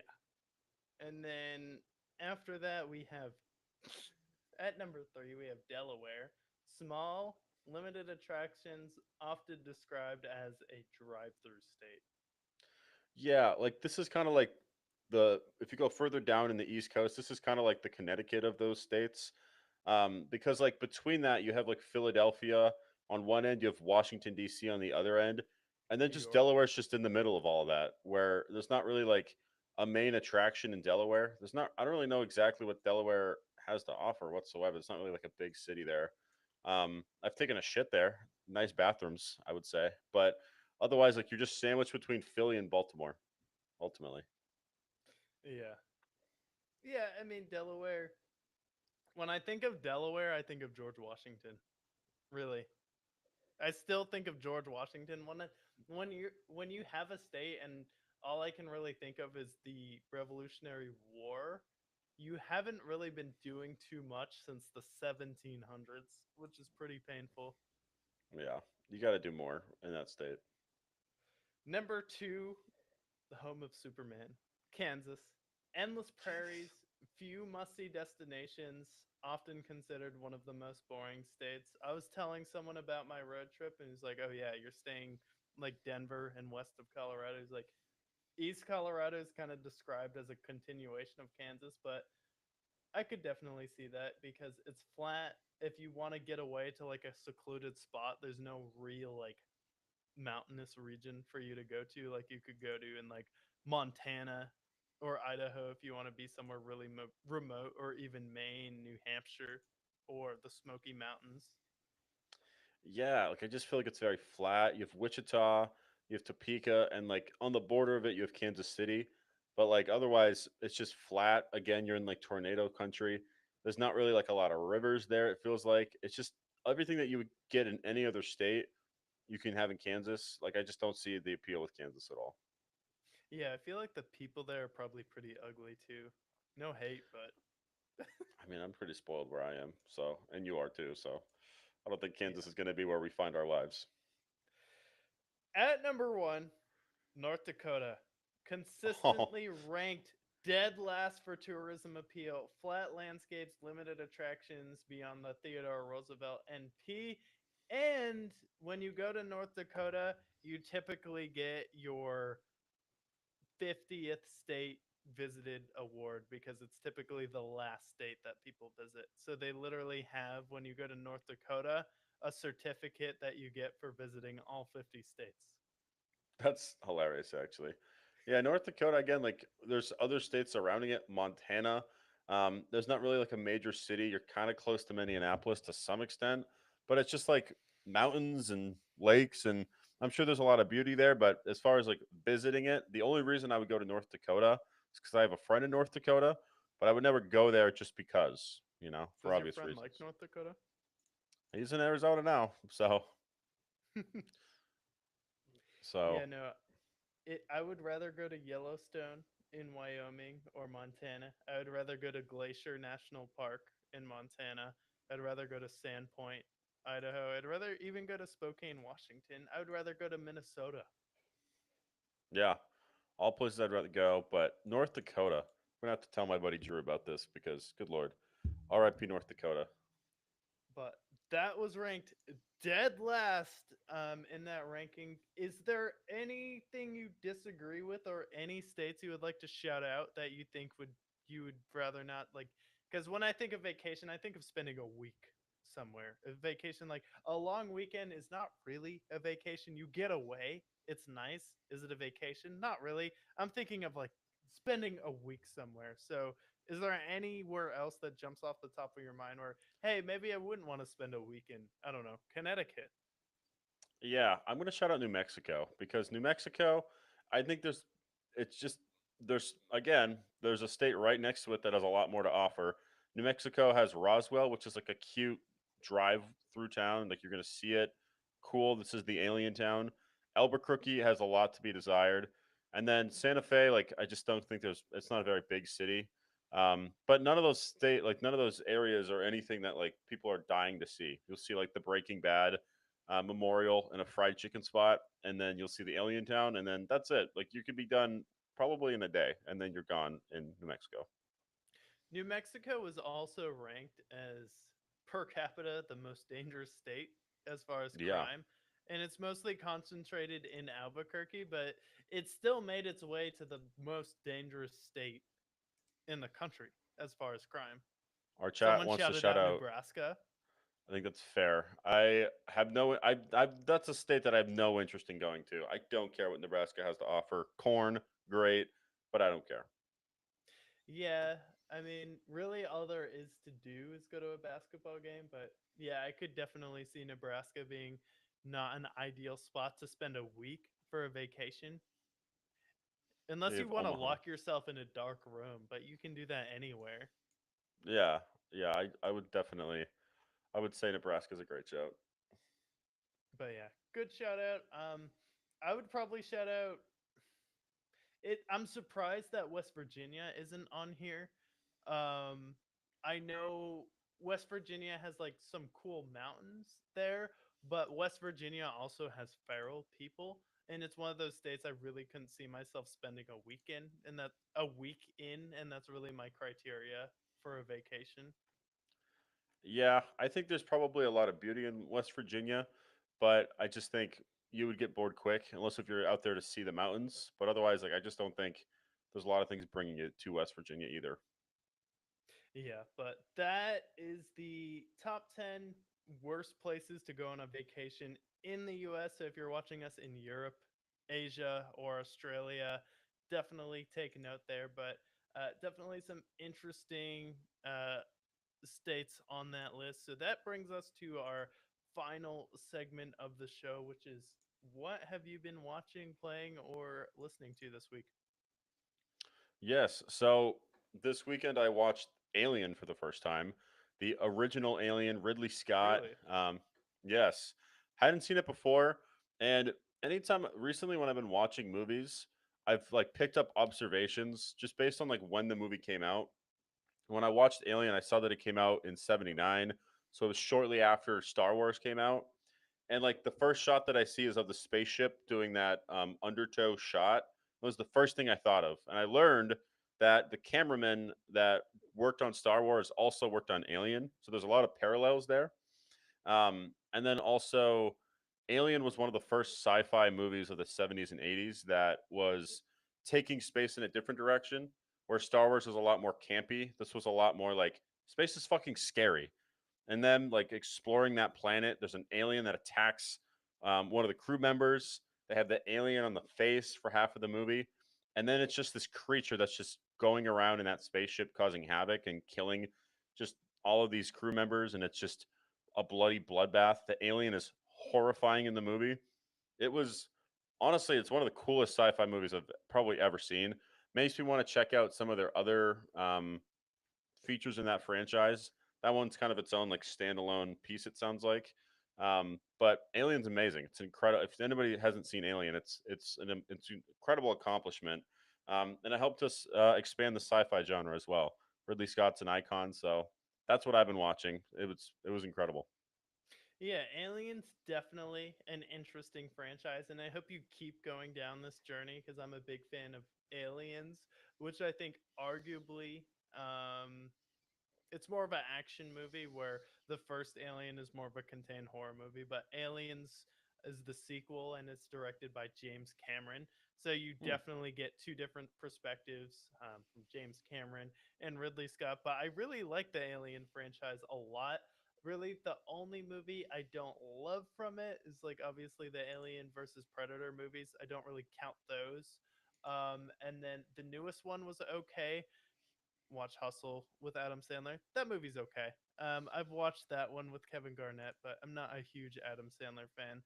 But overall, I like the Prometheus series with Michael Fassbender too, and then the newest Alien movie, Alien Covenant. I thought was a really good like alien horror movie as well. Yeah, I want to check out all of the different aliens, and I also want to check out the Predator movies because I feel like when I think about like collaboration movies, I think about like Freddy versus Jason in the horror genre, and then Alien versus Predator. I feel like is like the quintessential crossover film franchise that's been like fairly successful. I haven't seen Predator except for like on TV as a kid, and then seeing aliens together, like those battles that they would have. I feel like that's like the quintessential like crossover film franchise. When I think about that, that's what I think of immediately. Yeah, no, definitely the Predator movie on Hulu is really good. It takes place in Native American time, so that one is definitely interesting. And then the first Predator movie, obviously, you have Arnold Schwarzenegger, the famous arm wrestling scene where you have the two biceps next of each other. That's where that meme comes from. Oh, really? I didn't know that. Yeah. That's cool. But what have you been watching recently? Yeah, so recently, what have I been watching? What have I been listening to? So I've been playing a lot of Far Cry 5. So I did that last week, but my dinner show has been a lot of Beat Bobby Flay recently. We're on like season 32, and I like watching cooking shows casually because I get a lot of ideas because I generally will be the one that cooks at night when I come home.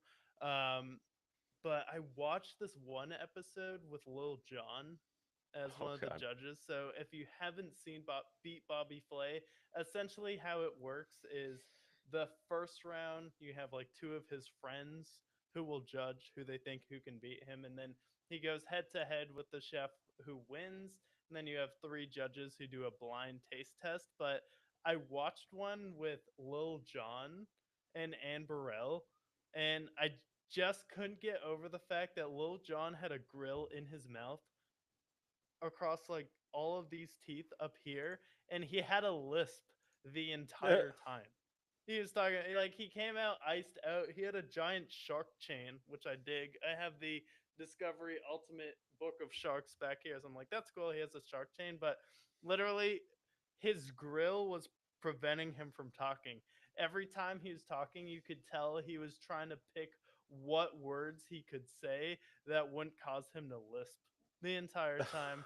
And then there's like a couple strategies they use to beat Bobby, which is distracting him, just talking to him, or you get him drunk. In this episode, they did like five, six, seven tequila shots, and he has this like corny one liner on the way out, and he just fell down because he had too many shots of tequila.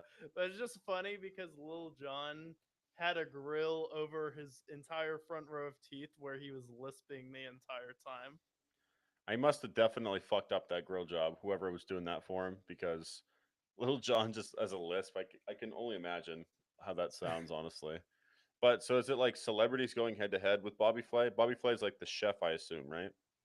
Yeah, so Bobby Flay will compete with whoever wins. So he'll do some episodes where he'll go up against some Food Network chefs. Um, but generally, it's just giving someone who's a random, like, chef who's been an executive chef at a restaurant or has their own restaurant will come in. You have two chefs that compete up against each other, and they get an opportunity to beat Bobby Flay. So it's just like your regular Joe chef working at like either a Michelin star or just restaurant where they're an executive chef coming in trying to beat him. So I think it's interesting. I also think he does it though just to get ideas for his menu, where he's kind of seeing what other chefs are doing, pick up some ideas there, maybe steal some ideas or borrow from it. Where he gives them one ingredient to start, where they have to make a dish and make that ingredient the star of their dish, and then they get to pick their signature dish and he has to cook that. So he Hmm. doesn't know what they're gonna pick. So they'll be like, I want to cook meatloaf. I want to cook. Um, we're doing like a ramen bowl, or they'll pick like something where he has no idea what it is, and he has to kind of just bullshit his way through it with his like go-to flavors. That's cool. That's a cool show to watch. Yeah, my stepmom used to watch like those kind of cooking shows, and they were fun to watch, especially because they give you good ideas for for meal planning. I know for myself, I meal plan a lot, so more recipes are preferred for me. Yeah, like for Food Network shows, I really only watch that show or Cutthroat Kitchen is probably like the one show on Food Network where I think is really good. Like anything Alton Brown I'll watch, but like that show you essentially bid on sabotages where you can like make someone cook in like a ball pit or make like take away their heat source for like a blowtorch, something like that. So I like Cutthroat Kitchen a lot, beat Bobby Flay, but try not to watch like too much like cable TV in that room. Yeah, that's fair. But yeah, that's a good show to shout. For as far as like my next movies, I'm probably gonna watch the next Alien in the franchise because I feel like it's more like an action film. But that's probably what I'm watching next. Yeah, that'll definitely be interesting. That Alien franchise is good. I'm not a huge fan of the new one, but I would definitely check out Prometheus, and I believe Alien Covenant is either on Hulu or Max. You should have either of those. I can give you my Hulu if you don't have that, though. Yeah, I got Hulu. What I did when I watched Alien is like I feel like I just picked up on different observations of it. What are the things I've been doing recently when watching movies? I know it sounds kind of lame, but I've been like talking to ChatGPT like about my observations, and that's when I like kind of learn about like, oh, this director did this, a part of this movie. That's why you see that parallel. And like it kind of like explain, like it kind of helps me like capitulate my thoughts of the movie at the same time. I'm not just like talking it the entire time, but when I see like different observations, I'll like talk to it. I did that when I watched Snow White as well. And then when I watched Alien, like that very first like shot of the spaceship, I'm like, this looks very like Star Wars inspired, and it was because it ultimately just impacted that genre a lot. But it was just interesting. I feel like it's a fun way to watch certain movies. I would say. It's definitely interesting. I like seeing what inspired other movies as well because when I was younger, and I would watch movie reviews, people would say talk a lot about the pacing of the movie or it being cliche, which I really didn't get. But I feel like once you get older, you watch a certain amount of movies, you kind of pick on the genericness or you pick up on the similarity with other movies that you've seen in the past. And you're like, oh, okay.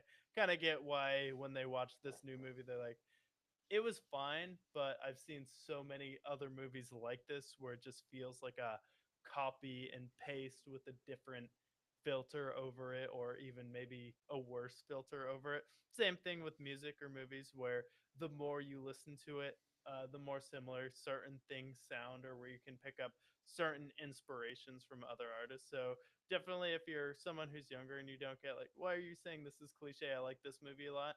It's great that you like this modern movie, but there's also a lot of other movies that came before it. But I think that's good sometimes because it can be a gateway sometimes to better movies, like similar to what Dookie was with Green Day, where it introduced a lot of people from that generation to some other really cool bands in that genre. Yeah, 100%. Yeah, I can say it's just fun to I think it's just fun to kind of like watch and break down movies that way. Kind of helps you understand it a little bit more. Um but it's fun. I definitely recommend it and it kind of helped me piece my ideas together pretty well. For sure. Um But we covered the AFC West, our final division in the NFL. We went over the 10 worst cities to vacation in the United States and reacted to that list. And then covered so much more, as well as the top five worst quarterbacks and the top five best quarterbacks in the league. But any last thoughts before we end? no, message that we always stay true at the end of every show. Make sure you always stay brick.